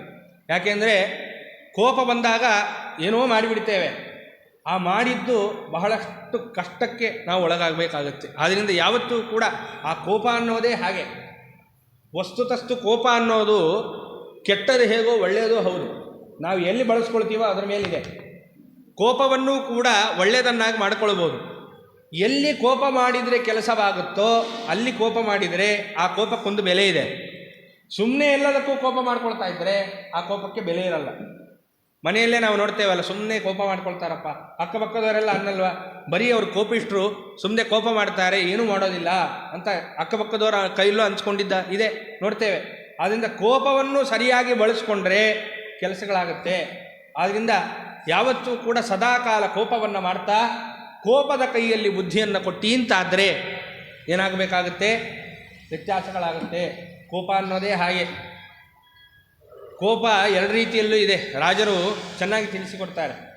ಕೋಪ ಇರಬೇಕಂತೆ ಯಾರ ಮೇಲೆ ಅಂತಂದರೆ, ಯಾರು ಪರಮಾತ್ಮನನ್ನು ನಂಬಲ್ವೋ, ಪರಮಾತ್ಮನನ್ನು ದ್ವೇಷ ಮಾಡ್ತಾರೋ ಅಂಥವ್ರ ಮೇಲೆ ಕೋಪ ಇರಬೇಕಂತೆ ಸದಾಕಾಲ. ಮತ್ತು ನಮ್ಮ ಮನೆಯಲ್ಲಿರುವ ಯಾರು ನಮ್ಮ ಜನರಿದ್ದಾರೋ ಅವ್ರ ಮೇಲೆ ಕೋಪ ಮಾಡಬಾರ್ದು. ಯಾಕೆ? ಅವರೆಲ್ಲರೂ ಸಜ್ಜನರೇ. ಆದ್ದರಿಂದ ಮತ್ತಿನ್ನೊಂದು, ಕೋಪ ಅನ್ನೋದು ಎಷ್ಟು ಕೆಟ್ಟದು ಅಂದರೆ, ಕೋಪ ಬಂದು ಕೂಡ್ತು ಅಂತಾದರೆ ಅನೇಕ ಕೆಟ್ಟ ಗುಣಗಳು ಕೂಡ ನಮ್ಮಲ್ಲಿ ಬರಲಿಕ್ಕೆ ಶುರುವಾಗುತ್ತೆ. ಪೂಜೆ ಕಾಲದಲ್ಲೂ ಅಷ್ಟೇ ಕೋಪ ಮಾಡಬಾರದು, ಯಾವುದೇ ಸತ್ಕರ್ಮಗಳನ್ನು ಮಾಡಬೇಕಾದ್ರೆ ಕೋಪ ಮಾಡಬಾರ್ದು ಅಂತ ಯಾಕೆ ಹೇಳ್ತಾರೆ ಅಂದರೆ, ಅದೆಲ್ಲ ದೈತ್ಯರಿಗೆ ಸಂಬಂಧಪಟ್ಟದ್ದು. ನೀವು ಮಾಡಿದ ಪುಣ್ಯ ದೈತ್ಯರಿಗೆ ಹೋಗುತ್ತೆ.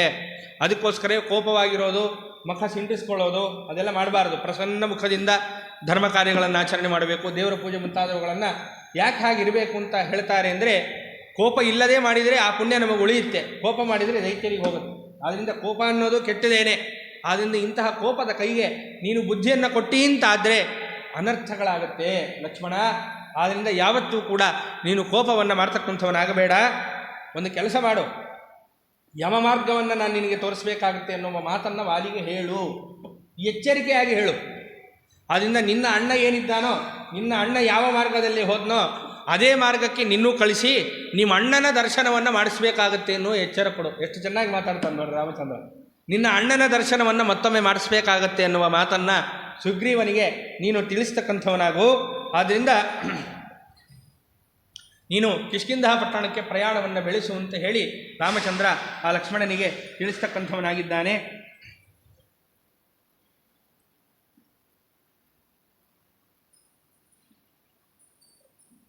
ಇಷ್ಟೆಲ್ಲ ಆದ ಮೇಲೆ ಲಕ್ಷ್ಮಣ ತಾನು ಏನು ಮಾಡಿದ್ದಾನೆ, ಕಿಷ್ಕಿಂಧ ಪಟ್ಟಣಕ್ಕೆ ಹೋಗಬೇಕು ಅಂತ ಹೊರಟಿದ್ದಾನೆ. ಹೊರಟಾಗ ತಾನು ಹೇಗೆ ಹೊರಟ ಲಕ್ಷ್ಮಣ ಅಂತಂದರೆ, ಆ ಕ್ರೋಧಾಗ್ನಿ ಒಳಗೆ ಹಾಗೇ ಇದೆ. ರಾಮಚಂದ್ರ ದೇವರು ಹೇಳಿದರು ಸಿಟ್ಟು ಮಾಡ್ಕೊಳ್ಬೇಡ ಅಂತ. ನೀನು ಸಾಧಾರಣವಾಗಿ ಹೋಗಿ ವಿಷಯಗಳನ್ನು ತಿಳಿಸೇ ಹೊರತು ನೀನು ಸಿಟ್ಟನ್ನು ಮಾಡ್ಕೊಳ್ಬೇಡ ಅಂತ ರಾಮಚಂದ್ರ ಹೇಳಿದ್ರೂ ಸಹಿತ ಆ ಕ್ರೋಧ ಹೋಗಿರಲಿಲ್ಲ ಯಾರಿಗೆ, ಲಕ್ಷ್ಮಣನಿಗೆ. ಯಾಕೆ? ಅಣ್ಣನ ಮೇಲೆ ಇರ್ತಕ್ಕಂತಹ ಪ್ರೀತಿ, ಅಣ್ಣನಿಗೆ ಹೀಗಾಗಿದೆ, ಅಣ್ಣನಿಗೆ ಅವರು ಪ್ರತಿಕ್ರಿಯೆಯನ್ನು ತೋರಿಸ್ತಾ ಇಲ್ಲ ಅನ್ನುವಂತಹ ಒಂದು ಕ್ರೋಧ ಒಳಗೆ ಇದೆ. ಆ ಕ್ರೋಧವನ್ನು ಒಳಗೆ ಇಟ್ಟುಕೊಂಡು ಲಕ್ಷ್ಮಣ ಹೇಗೋದ ಅಂತಂದರೆ, ತಾನು ಅಲ್ಲಿ ಬರುವಂತಹ ವೃಕ್ಷಗಳನ್ನೆಲ್ಲವನ್ನು ಸರಿಸ್ಕೊಂಡು ಹೋಗ್ತಾ ಇದ್ದಾನೆ. ಯಾಕೆ? ಅದು ಮೊದಲೇ ವನ. ಇವತ್ತಿಗೂ ನಾವು ಆ ಒಂದು ಮಾಲ್ಯವಂತ ಪರ್ವತದ ಮೇಲೆ ಹತ್ತಿ ನೋಡಿದರೆ ಎಲ್ಲ ಕಡೆ ಹಚ್ಚ ಹಸಿರೆ ಇವತ್ತಿಗೂ ಕೂಡ. ಒಳ್ಳೆ ಬಾಳೆ ಗಿಡಗಳು, ಮಾವಿನ ತೋಟಗಳು ಎಲ್ಲವೂ ಕೂಡ ಇವತ್ತು ನಮಗೆ ನೋಡಲಿಕ್ಕೆ ಸಿಗುತ್ತೆ. ಅಷ್ಟು ಹಚ್ಚ ಹಸಿರು ತುಂಬ ಚೆನ್ನಾಗಿರುತ್ತೆ ಆ ಪರ್ವತವನ್ನು ಹತ್ತಿ ಸುತ್ತ ನೋಡಿದರೆ. ಈ ಲಕ್ಷ್ಮಣ ತಾನೇನು ಮಾಡಿದ್ದಾನೆ, ಪರ್ವತವನ್ನು ಇಳಿತಕ್ಕಂಥವನಾಗಿ ತಾನು ಹೋಗಬೇಕಾದ್ರೆ ಅಡ್ಡ ಬರುವ ಎಲ್ಲ ವೃಕ್ಷಗಳನ್ನು ಹೀಗೆ ಸರಿಸಿ ಬಿಸಾಕ್ತಾ ಇದ್ದಾನೆ. ಯಾಕೆ? ಆ ಕ್ರೋಧವನ್ನು ಅಲ್ಲಿ ತೋರಿಸ್ತಾ ಇದ್ದಾನೆ. ಬಂಡೆಗಳು ಅಡ್ಡ ಬಂದರೆ ಬಂಡೆಯನ್ನೇ ಒಡೆದಾಕ್ತಾ ಇದ್ದಾನೆ, ಅಷ್ಟು ಕ್ರೋಧಾಗ್ನಿ ಒಳಗಿದೆ. ಹೀಗೆ ಸರಿಸ್ಕೊಳ್ತಾ ಲಕ್ಷ್ಮಣ ತಾನು ಏನು ಮಾಡಿದ್ದಾನೆ, ತಾನು ಕಿಷ್ಕಿಂಧ ಪಟ್ಟಣವನ್ನು ಕುರಿತು ಪ್ರಯಾಣ ಬೆಳೆಸಬೇಕು ಅಂತ ಹೇಳಿ ತಾನು ಹೊರಟತಕ್ಕಂಥವನಾದ. ಅಷ್ಟು ಹೋಗುವ ಮುಂಚೆ ಇನ್ನೊಂದು ಮಾತನ್ನು ಹೇಳಿದಂತೆ ರಾಮಚಂದ್ರ. ಯಾರಿಗೆ? ಕಡೆಯದಾಗಿ ಸುಗ್ರೀವನಿಗೆ ಹೇಳುವಂತಹ, ಲಕ್ಷ್ಮಣನಿಗೆ ಹೇಳುವಂತಹ ಮಾತು ರಾಮಚಂದ್ರ. ನೋಡಪ್ಪ, ಇಷ್ಟು ಕ್ರೋಧವನ್ನು ಇಟ್ಕೊಂಡು ನೀನು ಹೋಗಬೇಡ ಸುಗ್ರೀವನ ಹತ್ರ, ಒಳ್ಳೆಯದಲ್ಲ. ಆದ್ದರಿಂದ ಹಿಂದೆ ಯಾವ ಪ್ರೀತಿಯನ್ನು ನೀನು ಸುಗ್ರೀವನಲ್ಲಿ ಇಟ್ಟಿದ್ಯೋ ಅದೇ ಪ್ರೀತಿಯಿಂದಲೇ ನೀನು ಅನುವರ್ತಿಸು, ಅದೇ ಪ್ರೀತಿಯನ್ನು ಮನಸ್ಸಲ್ಲಿ ಇಟ್ಟುಕೊಂಡು ನೀನು ಹೋಗ್ತಕ್ಕಂಥವನಾಗಬೇಕು ಅಂತ ರಾಮಚಂದ್ರ ಹೇಳಿದ್ದ. ಅಂದರೆ ನಾವಿಲ್ಲೇನು ಗಮನಿಸಬೇಕು ಅಂದರೆ, ಎಷ್ಟೇ ನಮಗೆ ವ್ಯತ್ಯಾಸಗಳಾದರೂ ತಾಳ್ಮೆ ಅನ್ನೋದು ಎಷ್ಟು ಮುಖ್ಯ. ರಾಮಚಂದ್ರ ದೇವರನ್ನು ನೋಡಿ ನಾವು ಇದನ್ನು ಕಲಿಬೇಕು. ರಾಜರು ಕೂಡ ಒಂದು ದೇವರ ನಾಮವನ್ನು ಮಾಡಿದ್ದಾರಲ್ಲ, ತಾಳುವಿಗೆಗಿಂತ ತಪವೂ ಇಲ್ಲ. ಅಂದರೆ ಅಭಿಪ್ರಾಯ ಏನು? ಈ ದೇವ್ರ ನಾಮವನ್ನು ಹೇಗೆ ತಿಳ್ಕೊಳ್ಬೇಕು ನಾವು? ತಾಳುವಿಗೆಗಿಂತ ತಪವೂ ಇಲ್ಲ, ತಾಳ್ಮೆಯೇ ಬಹಳ ದೊಡ್ಡದು, ಅದೇ ತಪಸ್ಸಿದ್ದಂತೆ. ಅಂದರೆ ಏನರ್ಥ? ರಾಜರ ಅಭಿಪ್ರಾಯ ಏನು ಅಂತಂದರೆ, ಯಾವನೋ ಬಂದು ನಮ್ಮನ್ನು ಹೊಡಿತಾ ಇರ್ತಾನೆ ಅವಾಗ ತಾಳ್ಮೆ ಮಾಡುವಂಥ ಅರ್ಥ ಅಲ್ಲ. ಸ್ವಲ್ಪ ಆದರೂ ತಳ್ಳಬೇಕು, ಅವನ ಮೇಲೆ ತಾಳ್ಮೆ ತೋರಿಸೋದಲ್ಲ, ಕೃಪೆ ಮಾಡೋದಲ್ಲ. ಅಲ್ಲಿ ಏನು ನಾವು ಚರ್ಯಗಳನ್ನು ಮಾಡಬೇಕು ಅದನ್ನು ಮಾಡಲೇಬೇಕು, ನಮ್ಮ ರಕ್ಷಣೆ ಆಗಬೇಕಲ್ಲ. ಅದಕ್ಕೇನು ಚರ್ಯಗಳನ್ನು ನಾವು ತಗೊಳ್ಬೇಕು ಅದನ್ನು ತಗೊಳ್ಳೇಬೇಕು. ಮತ್ತಿಲ್ಲಿ ರಾಜರು ಏನು ಹೇಳ್ತಾ ಇದ್ದಾರೆ, ತಾಳುವಿಗೆಗಿಂತ ತಪವೂ ಇಲ್ಲ ಅಂದರೆ ಏನರ್ಥ ಅಂತಂದರೆ, ಪರಮಾತ್ಮನಿಗೆ ಸಂಬಂಧಪಟ್ಟಂತೆ ಎಲ್ಲ ತಾಳ್ಮೆಗಳನ್ನು ನೀವು ಇಟ್ಕೊಳ್ಳೇಬೇಕು. ದೊಡ್ಡವರ ಏನೇ ಅಂದರೂ ತಾಳ್ಮೆ ನಮ್ಮಲ್ಲಿ ಇರಬೇಕು. ಉದಾಹರಣೆ, ಈಗ ಗುರು ಶಿಷ್ಯರಿಬ್ಬರು ಇರ್ತಾರೆ. ಇದ್ದಾಗ ಶಿಷ್ಯ ತಪ್ಪು ಮಾಡಲಿ ಬಿಡಲಿ, ಗುರುಗಳು ಅವನನ್ನು ಬೈತಾರೆ. ಆದರೆ ಶಿಷ್ಯ ತಿರುಗಿಸಿ ಉತ್ತರ ಕೊಡ್ತಾನೆ ಗುರುಗಳಿಗೆ? ಕೊಡಲ್ಲ. ಯಾಕೆ? ಅಲ್ಲಿ ತಾಳ್ಮೆಯನ್ನು ಅವನು ತೋರಿಸ್ತಾನೆ. ಯಾಕೆ? ಅಲ್ಲಿರೋದು ಗುರು. ಆದ್ದರಿಂದ ಅಲ್ಲಿ ಏನು ತಾಳ್ಮೆಯನ್ನು ನಾವು ತೋರಿಸ್ತೇವೋ ಅದು ನಿಜವಾದ ತಪಸ್ಸು. ನಾವು ತಪ್ಪು ಮಾಡಿಲ್ಲ, ಹೌದು, ಆದರೂ ನನಗೆ ಗುರುಗಳು ಬೈತಾ ಇದ್ದರು, ಬೈಲಿ, ನನ್ನ ಗುರುಗಳವರು, ಅದರಿಂದ ನಾನು ಏನು ಮಾತಾಡಬಾರದು ಅಂತ ಹೇಳಿ ಯಾರು ಅದನ್ನು ತಡ್ಕೊಂಡು ಇರ್ತಾರೋ ಅದು ನಿಜವಾದ ತಾಳ್ಮೆ. ಹಾಗೆ ಇವಾಗೆಲ್ಲ ಅದು ಹೊಟ್ಟೋಗಿದೆ. ತಂದೆ ತಾಯಿಯರು 100 ಹೇಳ್ಬೋದು ಮಕ್ಕಳಿಗೆ, ಆದರೆ ಮಕ್ಕಳಾಗಿ ನಮಗೇನಿರಬೇಕು? ತಾಳ್ಮೆನೇ ಇರಬೇಕು ತಂದೆ ತಾಯಿಯರ ಬಗ್ಗೆ. ನಾವು ತಪ್ಪು ಮಾಡದೇ ಇದ್ರೂ 2 ಮಾತು ಅನ್ನಲಿ, ಏನಲ್ಲ, ನಮಗೆ ಜನ್ಮವನ್ನು ಕೊಟ್ಟಿರ್ತಾರೆ, 2 ಮಾತು ಅನ್ನಕ್ಕೆ ಹಕ್ಕಿರಲ್ವಾ? ಇದ್ದೇ ಇರುತ್ತೆ. ಆದ್ದರಿಂದ ಅವ್ರು ಏನಂದರೂ ಕೂಡ ಅಲ್ಲಿ ನಾವು ತಾಳ್ಮೆಯಿಂದಿದ್ದರೆ ಅದು ತಪಸ್ಸು ಅಂತಲೇ ಅನಿಸ್ಕೊಳ್ಳುತ್ತೆ. ಆದ್ದರಿಂದ ತಾಳ್ಮೆ ಅನ್ನೋದು ಬಹಳ ಮುಖ್ಯ. ಆದ್ದರಿಂದ ರಾಮಚಂದ್ರ ಅದನ್ನು ತೋರಿಸ್ಕೊಡ್ತಾ ಇದ್ದಾನೆ. ಇಷ್ಟು ಸುಗ್ರೀವ ತಾನು ಪ್ರತಿಕ್ರಿಯೆಯನ್ನು ಕೊಡದೆ, ಮಾಡಬೇಕಾದದ್ದನ್ನು ಮಾಡದೇ ಇದ್ದರೂ ತನ್ನ ತಾಳ್ಮೆಯನ್ನು ರಾಮಚಂದ್ರ ತೋರಿಸ್ತಾ ಇದ್ದಾನೆ. ಆದ್ದರಿಂದ ರಾಜರ ಹೇಳಿದಂತಹ ಅಭಿಪ್ರಾಯ ಏನು ಅಂದರೆ, ಹೇಗೆ ತಾಳ್ಮೆಯನ್ನು ಇಟ್ಕೊಳ್ಬೇಕು ಅಂತ ಇಡೀ ದೇವರನಾಮದಲ್ಲಿ ತಿಳಿಸಿಕೊಟ್ಟಿದ್ದಾರೆ ರಾಜರು. ಇವತ್ತಿನ ಕಾಲದ ಮಕ್ಕಳು ಮೊದಲು ಕಲಿಬೇಕಾದ ತಾಳ್ಮೆ ಏನು ಅಂದರೆ, ತಂದೆ ತಾಯಿ ಏನು ಹೇಳಿದ್ರು ಆದಷ್ಟು ಎದುರ ಮಾತಾಡದೇ ಇರೋದೇ ಈಗಿನ ಕಾಲದ ಮಕ್ಕಳು ತಿಳ್ಕೊಳ್ಬೇಕಂತಂಥದ್ದು. ಇದೇನೇ ದೊಡ್ಡ ತಪಸ್ಸು. ಈ ತಾಳ್ಮೆಯನ್ನು ನಾವು ಬೆಳೆಸ್ಕೊಂಡ್ರೆ ಅದೇ ತಪಸ್ಸು ಅಂತ ಆಗುತ್ತೆ. ಆದ್ದರಿಂದ ರಾಮಚಂದ್ರ ಇಷ್ಟು ಸುಗ್ರೀವ ಪ್ರತಿಕ್ರಿಯಿಸ್ತಿದ್ದರೂ ಕೂಡ ತಾಳ್ಮೆಯಿಂದಲೇ ನೀನು ಹೋಗು, ಅವನಿಗೆ ಪ್ರೀತಿಯನ್ನು ಮಾಡು ಅಂತ ಹೇಳಿ ಇಷ್ಟು ರೀತಿಯಲ್ಲಿ ಆ ಲಕ್ಷ್ಮಣನನ್ನು ತಿದ್ದಿ ತಾನು ಕಳಿಸ್ತಕ್ಕಂಥವನಾದ. ಸಾಮದಿಂದಲೇ ನೀನು ಸುಗ್ರೀವನ ಒಟ್ಟಿಗೆ ವರ್ತಿಸಪ್ಪ, ಅಂದರೆ ಯುದ್ಧವನ್ನು ಮಾಡೋದು ಬೇಡ. ಅದೇ ಅವಾಗ ಹೇಳಿದ್ನಲ್ಲ, ಯುದ್ಧನೇ ಎಲ್ಲದಕ್ಕೂ ಸೊಲ್ಯೂಷನ್ ಅಲ್ಲ ಅಂತ. ಅದಕ್ಕೆ ಶಾಂತಿ ಒಪ್ಪಂದ ಅಂತ ಯಾಕೆ ಆದಷ್ಟು ದೇಶದಲ್ಲಿರುವವರೆಲ್ಲರೂ ಕೂಡ ಯಾಕೆ ಅದಕ್ಕೆ ಪ್ರಯತ್ನ ಪಡ್ತಾರೆ ಅಂದರೆ, ಯುದ್ಧದಿಂದ ಹಾನಿಯೇ ಜಾಸ್ತಿ. ಯುದ್ಧದಿಂದ ಸೈನ್ಯಗಳು ಹೋಗ್ತವೆ. ಸೈನ್ಯ ಹೋಯಿತು ಅಂತ ಆದರೆ ಆಯಾಯ ಕುಟುಂಬಗಳು ಬೀದಿಗೆ ಬರ್ತವೆ. ದುಡ್ಡು ಎಷ್ಟು ನಷ್ಟ, ದೇಶದ ಆರ್ಥಿಕತೆ ಕುಸಿಯುತ್ತೆ. ಇಷ್ಟೆಲ್ಲ ಇದೆ. ಅದಕ್ಕೋಸ್ಕರನೇ ಎಲ್ಲದಕ್ಕೂ ಯುದ್ಧವೇ ಆಗೋದಿಲ್ಲ. ಅದಕ್ಕೆ ಶಾಂತಿ ಒಪ್ಪಂದ ಎಲ್ಲವೂ ಕೂಡ ಅದಕ್ಕೆ ಮಾಡಿಕೊಳ್ಳುವಂಥದ್ದು. ಆದ್ದರಿಂದ ಸಾಮದಿಂದ ವರ್ತಿಸು. ಯುದ್ಧ ಮುಖ್ಯ ಅಲ್ಲಪ್ಪ, ಎಲ್ಲದಕ್ಕೂ ಯುದ್ಧ ಮುಖ್ಯ ಅಲ್ಲ. ಹಾಗಾಗಿ ನೀನು ಪ್ರೀತಿಯಿಂದ ವರ್ತಿಸು. ಅದರಿಂದ ಮಾತನ್ನು ಆಡ್ತಕ್ಕಂಥವನಾಗು ಸುಗ್ರೀವನೊಟ್ಟಿಗೆ ನೀನು. ಮತ್ತೆ ಒಳ್ಳೆ ಪರಾಕ್ರಮದ ವಾಕ್ಯಗಳನ್ನು ಅವನ ಮುಂದೆ ಆಡ್ಲಿಕ್ಕೆ ಹೋಗಬೇಡ. ನೀನು ನನ್ನ ಮಾತು ನೀನು ತಿಳಿಸು ಹೋಗಿ ಏನು ಅನ್ನೋದನ್ನು. ನೀನು ನಿನ್ನ ಸಿಟ್ಟನ್ನು ನಿನ್ನ ಹತೋಟಿಯಲ್ಲಿ ಇಟ್ಕೋ. ನಾನೇನು ಹೇಳಿದ್ದೇನೋ ಆ ಮಾತನ್ನು ಸುಗ್ರೀವನಿಗೆ ತಲುಪಿಸು, ಆದರೆ ನಿನ್ನ ಸಿಟ್ಟನ್ನು ನೀನು ಹತೋಟಿಯಲ್ಲಿ ಇಟ್ಕೋ. ಆದ್ದರಿಂದ ನೀನು ಒಳ್ಳೆ ಪೌರುಷದ ಮಾತುಗಳನ್ನು ಆಡ್ಲಿಕ್ಕೆ ಹೋಗಬೇಡ ಸುಗ್ರೀವನೊಟ್ಟಿಗೆ ಅಂತ ಹೇಳಿ ಒಳ್ಳೆ ಯುಕ್ತವಾದಂತಹ ಮಾತುಗಳನ್ನೇ ಸಹಜವಾಗಿ ನೀನು ಆಡ್ತಕ್ಕಂಥವನಾಗಬೇಕು ಅಂತ ಲಕ್ಷ್ಮಣನಿಗೆ ಹೇಳ್ತಕ್ಕಂಥವನಾಗಿದ್ದಾನೆ. ಮತ್ತು ನಿನ್ನ ಸಹಜವಾದ ಸ್ವಭಾವ ಏನು ಲಕ್ಷ್ಮಣ ಅಂದರೆ, ನೀನು ಸುಮ್ಮನೆ ಯಾರ ಮೇಲೂ ಸಿಟ್ಟಾಗೋದಿಲ್ಲ. ಆದರೂ ನಿನಗೆ ಸುಗ್ರೀವನ ಮೇಲೆ ಸಿಟ್ಟು ಬರ್ತಾ ಇದೆ, ಆದರೆ ಆ ಸಿಟ್ಟನ್ನೆಲ್ಲ ಬದಿಗೊತ್ತು. ಏನೋ ನನ್ನ ಮೇಲಿರುವ ಪ್ರೀತಿಗೆ ನಿನಗೆ ಆ ಸಿಟ್ಟು ಬರ್ತಾ ಇದೆ, ಆದರೂ ಕೂಡ ಅದನ್ನು ಬದಿಗೊತ್ತಿ ತಾಳ್ಮೆಯಿಂದಲೇ ಆ ಸುಗ್ರೀವನ ಹತ್ರ ನೀನು ವರ್ತನೆಯನ್ನು ಮಾಡ್ತಕ್ಕಂಥವನಾಗಬೇಕು ಅಂತ ಹೇಳಿ ರಾಮಚಂದ್ರ. ಇದೆಲ್ಲವೂ ಕೂಡ ನಮ್ಮ ಜೀವನದ ಪಾಠವೇ. ಬರೀ ಕಥೆ ಅಂತ ನಾವು ತಿಳ್ಕೊಂಡಿದ್ದೇವೆ, ಇದು ಬರೀ ಕಥೆಯಲ್ಲ. ಹಿಂದಿನವರು ಯಾಕೆ ಅದ್ಭುತವಾಗಿ ಚೆನ್ನಾಗಿ ಜೀವನವನ್ನು ಮಾಡಿದರು ಅಂದರೆ, ಮಹಾಭಾರತ, ರಾಮಾಯಣ, ಭಾಗವತ ಮುಂತಾದ ಎಲ್ಲ ಪುರಾಣಗಳನ್ನು ಚೆನ್ನಾಗಿ ಕೇಳ್ತಾ ಇದ್ದರು, ಅದನ್ನು ಅಧ್ಯಯನ ಮಾಡ್ತಾ ಇದ್ರು. ಆದ್ದರಿಂದನೇ ಅವ್ರಿಗೆ ಯಾವ ಕಷ್ಟ ಬಂದರೂ ಹೇಗೆ ಎದುರಿಸಬೇಕು ಅನ್ನೋದು ಚೆನ್ನಾಗಿ ಗೊತ್ತಿತ್ತು. ಇವಾಗ ಇದೆಲ್ಲ ಪಕ್ಕಕ್ಕಿಟ್ಬಿಟ್ಟಿದ್ದಾರೆ. ಎಲ್ಲ ಬೇರೆಯವರೆಲ್ಲ ಏನು ಹೇಳ್ತಾರೆ, ಈ ಪುರಾಣವನ್ನು ಪುನರ್ ಆಲ್ ಶಾರ್ಟ್ ಬಂಡಲ್ಸ್ ಅಂತ ಹೇಳ್ತಾರೆ. ಅದರಲ್ಲಿ ಏನಿದೆ ಸುಮ್ಮನೆ ವ್ಯರ್ಥ ಅಂತ ಹೇಳ್ತಾರೆ. ಪುರಾಣಗಳೆಲ್ಲ ವ್ಯರ್ಥ, ಅದರಲ್ಲಿ ಏನಿಲ್ಲ ಅಂತ ಈಗ ಪ್ರಚಾರ ಎಲ್ಲ ಮಾಡ್ತಾರೆ. ಆದರೆ ಸರಿಯಾದ ಪುರಾಣವನ್ನು ಅಧ್ಯಯನ ಮಾಡಿದವ, ಸರಿಯಾಗಿ ಎಲ್ಲವನ್ನು ತಿಳ್ಕೊಂಡಂತಹ ವ್ಯಕ್ತಿ ಜೀವನದಲ್ಲಿ ಮೇಲು ಬರ್ತಾನೆ. ಅದಕ್ಕೋಸ್ಕರ ಇದನ್ನು ಅಧ್ಯಯನ ಮಾಡಬೇಕು. ಇದೆಲ್ಲ ಜೀವನ ಅಲ್ವಾ? ಈ ಸ್ಥಿತಿ ನಮಗೆ ಬರಲ್ವಾ? ಬರೀ ರಾಮನಿಗೆ ಮಾತ್ರ ಅಂತನಾ? ಖಂಡಿತ ಅಲ್ಲ, ನಮಗೂ ಬರುತ್ತೆ. ಆದ್ದರಿಂದ ಇದೆಲ್ಲವೂ ಕೂಡ ನಮ್ಮ ಜೀವನ ಹೇಗೆ ಮಾಡಬೇಕು ಅಂತಲೇ ತಿಳಿಸ್ಕೊಡುತ್ತೆ ಹೊರತು, ಇದರೊಟ್ಟಿಗೆ ರಾಮದೇವರ ಗುಣ ಮಹಾತ್ಮೆಗಳ ಚಿಂತನೆಯೂ ಆಗುತ್ತೆ, ನಮ್ಮ ಜೀವನವೂ ಚೆನ್ನಾಗಾಗುತ್ತೆ. ಅದಕ್ಕೋಸ್ಕರ ಇದನ್ನೆಲ್ಲ ಕೇಳಬೇಕು. ಆದ್ದರಿಂದ ನೀನು ತಾಳ್ಮೆಯಿಂದ ವರ್ತಿಸಬೇಕು ಅಂತ ಹೇಳಿ ರಾಮಚಂದ್ರ ತಾನು ಹೇಳಿ ಪ್ರೀತಿಯಿಂದ ಕಳಿಸಿಕೊಡ್ತಕ್ಕಂಥವನಾದ್ರ. ತಾನು ಏನು ಮಾಡಿದ್ದಾನೆ ಲಕ್ಷ್ಮಣ, ತನ್ನ ಉದ್ದವಾದಂತಹ ಅದ್ಭುತವಾದಂತಹ ಪ್ರಕಾಶಮಾನವಾದ ಆ ಬಿಲ್ಲನ್ನು ಹಿಡಿದುಕೊಂಡು ಲಕ್ಷ್ಮಣ ತಾನು ಹೊರಡ್ತಕ್ಕಂಥವನಾದ. ಹೋಗಬೇಕಾದ್ರೆ ಮಧ್ಯದಲ್ಲಿ ತಾನು ಅನೇಕ ದಾರಿಯಲ್ಲಿ ಅಡ್ಡಿಯಾದಂತಹ ಅನೇಕ ವೃಕ್ಷಗಳು, ಯಾವ್ಯಾವ ವೃಕ್ಷಗಳು ಅಡ್ಡ ಆದವು ಅದನ್ನು ತಿಳಿಸಿಕೊಡ್ತಾರೆ. ಸಾಲ, ತಾಲ, ಅಶ್ವಕರ್ಣ ಮುಂತಾದ ಅನೇಕ ವೃಕ್ಷಗಳು ಅಡ್ಡ ಆದವಂತೆ ಲಕ್ಷ್ಮಣ ಹೋಗಬೇಕಾದ್ರೆ. ಯಾಕೆ? ಆ ಒಂದು ಸ್ವಲ್ಪ ಇನ್ನೂ ಕ್ರೋಧಾಗ್ನಿ ಒಳಗೆ ಇದೆ, ಆವಾಗಲೇ ಹೇಳಿದ್ನಲ್ಲ ಹಾಗೆ. ಆದ್ದರಿಂದ ಆ ವೃಕ್ಷಗಳನ್ನೆಲ್ಲವನ್ನು ಕಡಿತಾ ಅದನ್ನು ಸರಿಸ್ತಾ ಅನೇಕ ಬಂಡೆಗಳನ್ನು ಸರಿಸ್ತಾ ತಾನು ಲಕ್ಷ್ಮಣ ಏನು ಮಾಡಿದ್ದಾನೆ, ಆ ಒಂದು ಕಿಷ್ಕಿಂಧ ಪಟ್ಟಣವನ್ನು ಕುರಿತು ಪ್ರಯಾಣವನ್ನು ಬೆಳೆಸಿದ ಲಕ್ಷ್ಮಣ. ತಾನು ಹೋದ ಮೇಲೆ ಮುಂದೆ ಹೇಗಿತ್ತು ಆ ಕಿಷ್ಕಿಂಧ ಪಟ್ಟಣ ಅಂತಂದರೆ, ಅನೇಕ ವಾನರಗಳು ಅಂದರೆ ಕಪಿಗಳು ಆ ಇಡೀ ಕಿಷ್ಕಿಂಧ ಪಟ್ಟಣದ ಕೋಟೆಯನ್ನು ಸುತ್ತುವರೆದಿದ್ದರಂತೆ. ಎಷ್ಟು ಚೆನ್ನಾಗಿತ್ತು ಆ ಕೋಟೆ ಅಂತಂದರೆ, ಅನೇಕ ವಾನರರು ಆ ಕೋಟೆಯನ್ನು ಸುತ್ತುವರೆದಿದ್ದಾರೆ. ಸುತ್ತುವರೆದು ಸದಾಕಾಲ ತಾವು ಎಲ್ಲರೂ ಕೂಡ ಆ ವಾನರರು ಆ ಕೋಟೆಯನ್ನು ರಕ್ಷಣೆ ಮಾಡ್ತಾ ಇದ್ದರಂತೆ. ಮತ್ತೆ ಇಲ್ಲಿ ಕೋಪವನ್ನು ಇಟ್ಟುಕೊಂಡು ಲಕ್ಷ್ಮಣ ಬರ್ತಾ ಇದ್ದಾನೆ. ಆದ್ದರಿಂದ ದೂರದಿಂದ ಆ ವಾನರರೆಲ್ಲ ನೋಡಿದರಂತೆ. ಯಾರನ್ನ? ಲಕ್ಷ್ಮಣನನ್ನು ನೋಡಿದರೆ ಒಳ್ಳೆ ಕೆಂಪಾದ ಕಣ್ಣು, ಸಿಟ್ಟು ಬಂದಿದೆ ಲಕ್ಷ್ಮಣನಿಗೆ ಅಂತ ಗೊತ್ತಾಗ್ತಾ ಇದೆ. ಅಲ್ಲೇ ವಾನರಿಗೆ ಸ್ವಲ್ಪ ಭಯ ಆಗಲಿಕ್ಕೆ ಶುರುವಾಯಿತಂತೆ. ಯಾಕೋ ಇಲ್ಲಿ ಕ್ರೋಧ ಅವನಿಗೆ ಬರ್ತಕ್ಕಂಥದ್ದಾಗಿದೆ, ಲಕ್ಷ್ಮಣ ಇಷ್ಟು ವೇಗದಲ್ಲಿ ಬರ್ತಾ ಇದ್ದಾನೆ ಅಂತ ಹೇಳಿ ಆ ಕಪಿಗಳೆಲ್ಲರಿಗೂ ಕೂಡ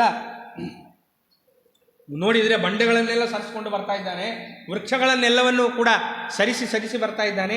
ಏನೋ ಕ್ರೋಧ, ಅವನಿಗೆ ಕೋಪ ಬಂದಿದೆ ಅಂತ ಆ ಕೋಟೆಯ ಸುತ್ತ ಇರ್ತಕ್ಕಂತಹ ಎಲ್ಲ ವಾನರರಿಗೆ, ಕಪಿಗಳಿಗೆ ಗೊತ್ತಾಗ್ತಕ್ಕಂಥದ್ದಾಗಿದೆ. ಹೇಗಿದ್ರು ಆ ಕಪಿಗಳು ಅಂತಂದರೆ, ಒಬ್ಬೊಬ್ಬ ಕಪಿ ಸಲಗದಂತೆ ಇದ್ದಂತೆ. ಸಲಗ ಆನೆ ಅಂದರೆ ಅಷ್ಟು ಉದ್ದವಾದಂತಹ ದೇಹ, ದಟ್ಟವಾದಂತಹ ಶರೀರ, ಒಳ್ಳೆ ಚೂಪಾದ ಆಯುಧಗಳನ್ನು ಇಟ್ಟುಕೊಂಡು ಕೋಟೆಯ ಸುತ್ತ ಇದ್ದರಂತೆ ಆ ಕಪಿಗಳೆಲ್ಲ. ಆ ಕಪಿಗಳನ್ನು ನೋಡಿದ್ರೇ ಭಯ ಆಗಬೇಕು, ಹಾಗಿದ್ದರಂತೆ ಆ ಕಪಿಗಳು. ಅಷ್ಟು ದೊಡ್ಡ ದೇಹ, ಬಲಿಷ್ಠವಾದಂತಹ ದೇಹ, ಆನೆಯಂತೆ ದೇಹ, ಮತ್ತು ಚೂಪಾದ ಅನೇಕ ಆಯುಧಗಳನ್ನು ಇಟ್ಟುಕೊಂಡು ಕೋಟೆಯನ್ನು ಕಾಯ್ತಾ ಇದ್ದಾರೆ. ಈ ಎಲ್ಲ ಕಪಿಗಳಿಗೂ ಭಯ ಆಗಲಿಕ್ಕೆ ಶುರುವಾಯಿತು ಲಕ್ಷ್ಮಣನನ್ನು ನೋಡಿದ ತಕ್ಷಣ. ಯಾಕೋ ಕೋಪದಿಂದ ಬಂದಿದ್ದಾನೆ ಲಕ್ಷ್ಮಣ ಅಂತ ತುಂಬ ಭಯ ಆಯಿತು. ಹೀಗೆ ಲಕ್ಷ್ಮಣ ಬರ್ತಾ ಇರಬೇಕಾದ್ರೆ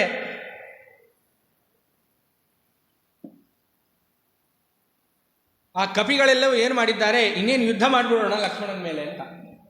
ಯಾಕಂದರೆ ಅವರು ಬಲಿಷ್ಠರು, ಆದ್ದರಿಂದ ಒಳ್ಳೆಯ ಆಯುಧಗಳನ್ನು ಹಿಡ್ಕೊಂಡು ನಿಂತಿದ್ದಾರೆ. ಇನ್ನೇನು ಯುದ್ಧ ಮಾಡಿಬಿಡೋಣ ಅಂತ ಹೇಳಿ ಲಕ್ಷ್ಮಣನೊಟ್ಟಿಗೆ ಯುದ್ಧ ಮಾಡಲಿಕ್ಕೆ ಎಲ್ಲರೂ ಸಿದ್ಧರಾದರಂತೆ. ಇದನ್ನು ನೋಡಿದ ತಕ್ಷಣ ಲಕ್ಷ್ಮಣನಿಗೆ ಇನ್ನಷ್ಟು ಸಿಟ್ಟು ಬಂದ್ಬಿಟ್ಟಿದೆ. ಮೊದಲೇ ಸಿಟ್ಟಿನಲ್ಲಿ ಬಂದಿದ್ದಾನೆ, ಈ ಕಪಿಗಳು ಹೀಗೆ ಯಾವಾಗ ಮಾಡಲಿಕ್ಕೆ ಶುರು ಮಾಡಿದರು, ಇನ್ನಷ್ಟು ಅವನಿಗೆ ಸಿಟ್ಟು ಬರ್ತಕ್ಕಂಥದ್ದಾಯಿತು. ಇದು ಹೇಗಿತ್ತು ಅಂತಂದರೆ ತಿಳಿಸ್ತಾರೆ, ಒಳ್ಳೆ ಉರಿಯುವಂತಹ ಬೆಂಕಿಗೆ ತುಪ್ಪ ಸುರಿದಂಗೆ ಆಯ್ತಂತೆ. ಇವರು ಕೂಡ ಕೋಪ ಮಾಡಿಕೊಂಡು ಅವನನ್ನು ಯುದ್ಧ ಮಾಡೋಣ ಅಂತ ಯಾವಾಗ ನಿಂತರೋ, ಇದನ್ನು ನೋಡಿದ ತಕ್ಷಣ ಇದ್ದಿದ್ದು ಲಕ್ಷ್ಮಣನಿಗೆ ಕೋಪ ಬರ್ತಕ್ಕಂಥದ್ದಾಯಿತು. ಯುದ್ಧ ಮಾಡೇ ಬಿಡೋಣ ಅಂತ ತಾನು ಆ ಸಿಟ್ಟಿನಲ್ಲೇ ಬರ್ತಾ ಇದ್ದಾನೆ. ಬರಬೇಕಾದ್ರೆ ಯಾರು ಸಿಕ್ಕರು ಅಲ್ಲಿ ಅಂತಂದರೆ, ಅಂಗದ ತಾನು ಸಿಗ್ತಕ್ಕಂಥವನಾದ. ಯಾರಿಗೆ? ಕಪಿಶ್ರೇಷ್ಠನಾದಂತಹ ಅಂಗದ ತಾನು ಏನು ಮಾಡಿದ್ದಾನೆ, ಅಲ್ಲಿ ಸಿಗ್ತಕ್ಕಂಥವನಾದ ಲಕ್ಷ್ಮಣನಿಗೆ. ಇಷ್ಟರಲ್ಲಿ ಎಲ್ಲ ಕಪಿಗಳಿಗೆ ಲಕ್ಷ್ಮಣ ಕ್ರೋಧದಿಂದ ಬರ್ತಾ ಇದ್ದಾನೆ ಅಂತ ಗೊತ್ತಾಯಿತು. ಅಂತಃಪುರದವರೆಗೂ ವಿಷಯ ಹೋಯಿತು. ಯಾರೋ ಒಬ್ಬ ಕಪಿ ಹೋಗಿ ಅಂತಃಪುರದಲ್ಲಿ ತಿಳಿಸ್ತಕ್ಕಂಥವನಾದ, ಹೀಗೆ ಲಕ್ಷ್ಮಣ ತುಂಬ ಸಿಟ್ಟಿನಿಂದ ಬರ್ತಕ್ಕಂಥವನಾಗಿದ್ದಾನೆ ಅನ್ನುವ ವಿಷಯ ಸುಗ್ರೀವನವರೆಗೂ ಕೂಡ ಬರ್ತಕ್ಕಂಥದ್ದಾಯಿತು. ಆದರೂ ತಾನು ಮತ್ತನಲ್ಲಿದ್ದಾನೆ. ಯಾಕೆ? ಸುಖದ ಲೋಲುಪತೆಯಲ್ಲೇ ಬಿದ್ದುಬಿಟ್ಟಿದ್ದಾನಲ್ಲ ಸುಗ್ರೀವ. ಆದರೂ ಅವನಿಗೆ ಅದರ ಪರಿವೇ ಇಲ್ಲ. ಹೀಗಿದೆ ಸ್ಥಿತಿ. ಹೀಗಿದ್ದಾಗ ತಾನು ಬರಬೇಕಾದ್ರೆ ಆ ಒಂದು ಸೈನಿಕರು ಹೇಳಿದಂತಹ ಆ ವಿಷಯದ ಮಾತುಗಳನ್ನು ಯಾವುದನ್ನು ಕೂಡ ತಲೆಗೆ ಹಾಕ್ಕೊಳ್ಳಿಲ್ಲಂತೆ ಸುಗ್ರೀವ. ಮತ್ತೆ ಅದೇ ಹಾಗೇ ಇದ್ದಾನೆ ಸುಗ್ರೀವ. ಹಾಗೆ ಇದ್ದಾಗ ಈ ಅಂಗದ ಏನಿದ್ದಾನೋ, ತಾನು ಅಂಗದ ಬಂದು ಲಕ್ಷ್ಮಣನನ್ನು ತಡೆದನಂತೆ. ಯುದ್ಧ ಮಾಡಲಿಲ್ಲ. ಆದರೆ ಕಪಿಗಳೆಲ್ಲರೂ ಕೂಡ ಸಿದ್ಧರಾಗಿ ಬಿಟ್ಟಿದ್ದಾರೆ ಯುದ್ಧಕ್ಕೆ. ಹೇಗಿದ್ದರು ಆ ಕಪಿಗಳು ಅಂತಂದರೆ, ಈ ಎಲ್ಲ ಕಪಿಗಳು ಯಾತಕ್ಕೋಸ್ಕರ ಇದ್ದರು ಅಂತಂದರೆ, ಈ ಕಪಿಗಳು ಮಾಡಿದ್ದು ತಪ್ಪು ಅಂತ ಅಲ್ಲ. ಯಾಕೆ? ಅವರ ಕೆಲಸವೇ ಅದು. ಕೋಟೆಯನ್ನು ರಕ್ಷಣೆ ಮಾಡಬೇಕು, ಸಾಮ್ರಾಜ್ಯವನ್ನು ರಕ್ಷಣೆ ಮಾಡಬೇಕು, ಅದೇ ಅವರ ಕರ್ತವ್ಯ. ಆದ್ದರಿಂದ ಈ ಕಪಿಗಳು ಹೇಗಿದ್ದರು ಅಂತಂದರೆ, ದೊಡ್ಡ ದೊಡ್ಡ ಕಪಿಗಳಂತೆ. ಈ ಕಪಿಗಳಿಗೆ ಇನ್ನೊಂದು ಆಯುಧ ಏನು ಅಂತಂದರೆ, ಚೂಪಾದ ಉಗುರುಗಳಂತೆ. ಆ ಕಪಿಗಳಿಗೆ ಚೂಪಾದ ಹಲ್ಲುಗಳು, ಇದೇ ಆಯುಧವಂತೆ ಆ ಕಪಿಗಳಿಗೆ. ಬೇರೆ ಬೇರೆ ಚೂಪಾದ ಆಯುಧಗಳನ್ನು ಇಟ್ಕೊಂಡಿದ್ದಾರೆ ಅನೇಕ ಕಪಿಗಳು. ಅದರಲ್ಲದೆ ದಷ್ಟಪುಷ್ಟವಾದಂತಹ ಕಪಿಗಳು ಅನೇಕ ಜನ ತಮ್ಮ ಉಗುರನ್ನೇ ಆಯುಧವನ್ನಾಗಿ ಮಾಡಿಕೊಂಡಿದ್ದಾರೆ, ತಮ್ಮ ಹಲ್ಲುಗಳನ್ನೇ ಆಯುಧವನ್ನಾಗಿ ಮಾಡಿಕೊಂಡಿದ್ದಾರೆ. ಈ ಎಲ್ಲ ಕಪಿಗಳು ಕೂಡ ಯುದ್ಧ ಸನ್ನದ್ಧರಾಗಿದ್ದಾರೆ. ಏನೂ ಅನರ್ಥಗಳಾಗಬಾರ್ದಲ್ಲ. ಆದ್ದರಿಂದ ಅಂಗದ ತಾನು ಬಂದು ಏನು ಮಾಡಿದ್ದಾನೆ, ಲಕ್ಷ್ಮಣನನ್ನು ತಡಿತಕ್ಕಂಥವನಾಗಿದ್ದಾನೆ. ಇಷ್ಟೆಲ್ಲ ಆದಮೇಲೆ ಇತ್ತ ಈ ಸುಗ್ರೀವನ ಬಳಿ ಏನಾಯಿತು ಅಂತಂದರೆ, ಈ ಕಪಿಗಳೆಲ್ಲರೂ ಕೂಡ ಹೇಗಿದ್ದರು ಅನ್ನುವ ಮಾತನ್ನು ಕೂಡ ತಿಳಿಸ್ತಾರೆ. ಎಷ್ಟು ಬಲ ಇತ್ತು ಈ ಕಪಿಗಳಿಗೆ. ಈ ಒಬ್ಬೊಬ್ಬ ಕಪಿಗಳು ಏನು ಕೋಟೆಯನ್ನು ಕಾಯಲಿಕ್ಕೆ ಸುತ್ತುವರೆದಿದ್ರೋ ಎಷ್ಟು ಬಲಿಷ್ಠರಾಗಿದ್ದರು ಈ ಕಪಿವೀರರು ಅಂತಂದರೆ, ಕೆಲವ ಕಪಿವೀರರು ಒಂದು 10 ಆನೆ ಬಲ ಒಬ್ಬೊಬ್ಬ ಕಪಿವೀರರಲ್ಲಿ ಇರ್ತಾ ಇತ್ತಂತೆ. ಈ ತರಹದ ಪಂಗಡ ಒಂದು, ಅಂದರೆ ಬೆಟಾಲಿಯನ್ ಅಂತ ಏನು ಇವತ್ತು ನಾವು ಕರಿತೇವೋ ಹಾಗೆ ಅವಾಗಲೂ ಆ ಬೆಟಾಲಿಯನ್ ವಿಭಾಗ ಇತ್ತು. ಹೇಗೆ ಅಂದರೆ, ಒಬ್ಬ ಕಪಿಯಲ್ಲಿ 10 ಆನೆ ಬಲ ಇದ್ದಂತಹ ಕಪಿಗಳು ಅಂತ ಯಾರ್ಯಾರಿದ್ದಾರೋ ಆ ಎಲ್ಲ ಕಪಿಗಳದ್ದು ಒಂದು ಬೆಟಾಲಿಯನ್, ಒಂದು ಸಮೂಹ. ಇವತ್ತಿಗೂ ಕೂಡ ನೋಡ್ತೇವಲ್ಲ ನಾವು. ಎಲ್ಲ ರೆಜಿಮೆಂಟ್ಸ್ಗಳನ್ನು ನೋಡ್ತೇವೆ. ಬ್ಲ್ಯಾಕ್ ಕ್ಯಾಟ್ಸ್ ಎಲ್ಲವನ್ನೂ ಕೂಡ ಇವತ್ತು ನಾವು ನೋಡಲಿಕ್ಕೆ ಸಿಗುತ್ತೆ. ಬ್ಲ್ಯಾಕ್ ಕ್ಯಾಟ್ಸ್ ಅಂತಿದ್ದಾರೆ, ಮತ್ತು ಪಂಜಾಬ್ ರೆಜಿಮೆಂಟ್ ಅಂತ ಬೇರೆ ಇದೆ, ಮತ್ತು ರಜಪೂತ್ ರೆಜಿಮೆಂಟ್ ಅಂತ ಬೇರೆ ಇದೆ, ಎಲ್ಲ ಅನೇಕ ಮರಾಠ ರೆಜಿಮೆಂಟ್ ಅಂತ ಅನೇಕ ಗುಂಪುಗಳಿದೆ. ಇವತ್ತಿಗೂ ಕೂಡ ಸೇನೆಯಲ್ಲಿ ಅನೇಕ ವಿಧವಾದ ಸಮೂಹಗಳಿರ್ತಾರೆ. ಆಯಾಯ ತಕ್ಕಂತೆ ಅವರವರ ದೇಹ ಸಾಮರ್ಥ್ಯ, ಅವರ ಬುದ್ಧಿಶಕ್ತಿ ಎಲ್ಲವನ್ನು ನೋಡಿ ಅಲ್ಲಲ್ಲಿ ಆ ಸೈನಿಕರನ್ನು ಹಾಕ್ತಕ್ಕಂಥವರಾಗ್ತಾರೆ. ಹಾಗೆ ಅವಾಗಲೂ ಇತ್ತು. ಏನು 10 ಆನೆ ಬಲ ಇರತಕ್ಕಂತಹ ಕಪಿಗಳು ಅವರ ಸಮೂಹ ಒಂದು. ಆ ರೀತಿಯಾದಂತಹ ಕಪಿಗಳು ಕೂಡ ಇದ್ದಂತೆ. ಇನ್ನು ಕೆಲವರಲ್ಲಿ ಹೇಗೆ ಅಂತಂದರೆ 100 ಆನೆ ಬಲ ಇರತಕ್ಕಂತಹ ಕಪಿಗಳು, ಒಬ್ಬೊಬ್ಬರಲ್ಲಿ 100 ಆನೆ ಬಲ ಅಂತೆ. ಒಬ್ಬೊಬ್ಬರಲ್ಲಿ 100 ಆನೆ ಬಲ ಇರತಕ್ಕಂತಹ ಕಪಿಗಳ ಒಂದು ಸಮೂಹ ಒಂದು. ಹೀಗೆ ಮತ್ತೆ 1000 ಆನೆಗಳ ಬಲ ಇದ್ದಂತಹ ಕಪಿಗಳ ಸಮೂಹ ಇನ್ನೊಂದು. ಇಂತಹ ಕಪಿಗಳನ್ನು ಅಲ್ಲಿ ಅಲ್ಲಿ ಅಲ್ಲಿ ಅಲ್ಲಿ ಕೋಟೆ ರಕ್ಷಣೆಗಾಗಿ ಇಟ್ಟಿದ್ದರಂತೆ. ಹೇಗಿರಬೇಕು ಆ ಸೇನೆ? ಇದಕ್ಕೆಲ್ಲ ಮೀರಿದವರು ನಮ್ಮ ಹನುಮಂತ ದೇವರು. ಹೇಗಿರಬೇಕು ಹನುಮಂತ ದೇವರ ಬಲ? ಆದ್ದರಿಂದ ಹನುಮಂತ ದೇವರ ಬಲ ಏನು ಅಂತ ಇದನ್ನು ಓದಿದಾಗ ನಮಗೆ ಗೊತ್ತಾಗುತ್ತೆ. ಒಬ್ಬೊಬ್ಬ ಸಾಮಾನ್ಯ ಕಪಿಯಲ್ಲೇನೆ 10 ಆನೆ ಬಲ ಇರ್ತಕ್ಕಂತಹ ಕಪಿಗಳು, 100 ಆನೆ ಬಲ ಇರ್ತಕ್ಕಂತಹ ಕಪಿಗಳು, 1000 ಆನೆ ಬಲಗಳ ಇರ್ತಕ್ಕಂತಹ ಕಪಿಗಳು, ಹೀಗೆ ಅನೇಕ ಆನೆಗಳ ಬಲವನ್ನು ಒಬ್ಬೊಬ್ಬ ಕಪಿಗಳು ಹೊಂದಿದ್ರಂತೆ. ಇಂತಹ ಕಪಿಗಳಿಗೆಲ್ಲರಿಗೂ ಕೂಡ ಮೀರಿದಂತಹ ಬಲ ಹನುಮಂತ ದೇವರಲ್ಲಿತ್ತು. ಆ ಬಲ ಏನು ಅನ್ನೋದನ್ನು ನಾವೇನು ಹೇಳೋದು? ಆ ಒಂದು ಪರ್ವತವನ್ನು ತಂದ್ರಲ್ಲ ಎಲ್ಲ ಕಪಿಗಳು, ಲಕ್ಷ್ಮಣ ಎಲ್ಲರೂ ಕೂಡ ಗಾಯ ಆಗಿ ಬಿದ್ದಿದ್ದಾಗ ಆ ಏನು ಪರ್ವತವನ್ನು ತಂದು ರಕ್ಷಣೆ ಮಾಡಿದರಲ್ಲ ಅದೇ ಸಾಕ್ಷಿ ಅಲ್ವಾ? ಅದರಿಂದ ಇಲ್ಲಿ ನಿಂತು ಎಸೆದ್ರೆ ಅದು ಹೇಗೆ ಹೋಗಿ ಕೂತ್ಕೊಳ್ತು ಅಂತಂದರೆ ಅದನ್ನು ತೆಗೆದೇ ಇಲ್ಲವೇನೋ ಅನ್ನಂಗೆ ಹೋಗಿ ಕೂತ್ಕೊಳ್ತಂತೆ. ಅದಕ್ಕೆ ತ್ರಿವಿಕ್ರಮಪಂಡಿತಾಚಾರ್ಯರು ತೇನಮಃ ಕೌಶಲಾಯ, ಸ್ವಾಮಿ ಆ ನಿಮ್ಮ ಏನು ಆ ವೈಖರಿ ಇದೆಯಲ್ಲ, ಒಳ್ಳೆ ಕೌಶಲ ನಿಮ್ಮಲ್ಲಿ ಏನಿದೆಯೋ ಆ ಕೌಶಲಕ್ಕೆ ನನ್ನ ನಮನ ಅಂತ ನಮಸ್ಕಾರ ಮಾಡಿಬಿಡ್ತಾರೆ ತ್ರಿವಿಕ್ರಮಪಂಡಿತಾಚಾರ್ಯರು. ಅದರಂತೆ ಆ ರೀತಿಯಾದಂತಹ ಬಲ ಹನುಮಂತ ದೇವರದ್ದು. ಇದನ್ನೆಲ್ಲ ಕೇಳಿದಾಗ ಹನುಮಂತ ದೇವರ ಬಲ ನಮಗೆ ಗೊತ್ತಾಗುತ್ತೆ. ಈ ರೀತಿಯಾದಂತಹ ಅನೇಕ ಕಪಿಗಳು ಅನೇಕ ಚೂಪಾದ ಆಯುಧಗಳನ್ನು ಹಿಡ್ಕೊಂಡು ನಿಂತಿದ್ದಾರೆ. ಚೂಪಾದ ಉಗುರುಗಳು, ಚೂಪಾದ ಹಲ್ಲುಗಳು, ಅನೇಕ ಮರಗಳು, ಗುಡ್ಡಗಳು, ಬಂಡೆಗಳನ್ನು ಹಿಡ್ಕೊಂಡು ನಿಂತುಬಿಟ್ಟಿದ್ದಾರೆ ಕೋಟೆ ರಕ್ಷಣೆಗೆ. ಹೀಗಿದ್ದಾಗ ಈ ಎಲ್ಲ ಕಿಷ್ಕಿಂಧಾಪಟ್ಟಣದ ಸುತ್ತಲೂ ಕೂಡ ಇವರೆಲ್ಲರೂ ಕೂಡ ನಿಂತಿದ್ದಾರೆ. ಕ್ರುದ್ಧನಾದಂತಹ ಲಕ್ಷ್ಮಣ ಬರ್ತಾ ಇದ್ದಾನೆ. ಬಂದಾಗ ಈ ಲಕ್ಷ್ಮಣನನ್ನು ಅಂಗದ ತಾನು ಮಾತಾಡಿಸ್ಬೇಕು ಅಂತ ನಿಲ್ಲಿಸಿದ್ದಾನೆ. ಹೀಗೆಲ್ಲ ಆದ ಮೇಲೆ ಅತ್ಲಾ ಕಡೆ ಏನಾಯಿತು, ಆ ಸುಗ್ರೀವನ ಬಳಿ ಏನಾಯಿತು ಅಂತಂದರೆ,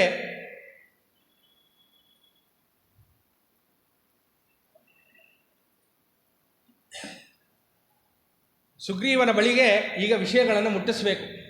ಎಲ್ಲ ಮಂತ್ರಿಯರು ಅಂತ ಏನೇನಿದ್ರೋ ಎಲ್ಲರೂ ಕೂಡ ಸುಗ್ರೀವನ ಬಳಿಗೆ ಬಂದಿದ್ದಾರೆ. ಯಾಕೆ? ಕೋಟೆಗೆ ಎಲ್ಲದಕ್ಕೂ ಕೂಡ ಹಾನಿ ಆಗಬಾರ್ದು, ಯಾರಿಗೂ ಹಾನಿ ಆಗಬಾರ್ದು. ಮಂತ್ರಿಗಳ ಕರ್ತವ್ಯವೇ ಅದು. ಮಂತ್ರಿಗಳು ಸರಿಯಾದ ಮಾರ್ಗದರ್ಶನವನ್ನು ರಾಜನಿಗೆ ಮಾಡಬೇಕು. ಮಾಡಿದರೆ ಅವನು ಮಂತ್ರಿ, ಇಲ್ಲದ್ರೆ ಯಾಕೆ ಮಂತ್ರಿ ಆಗ್ತಾನೆ? ಆದ್ದರಿಂದ ಅನೇಕ ಜನ ಮಂತ್ರಿಗಳು ಬರ್ತಕ್ಕಂಥವರಾದರಂತೆ. ಯಾರ ಬಳಿಯಲ್ಲಿ?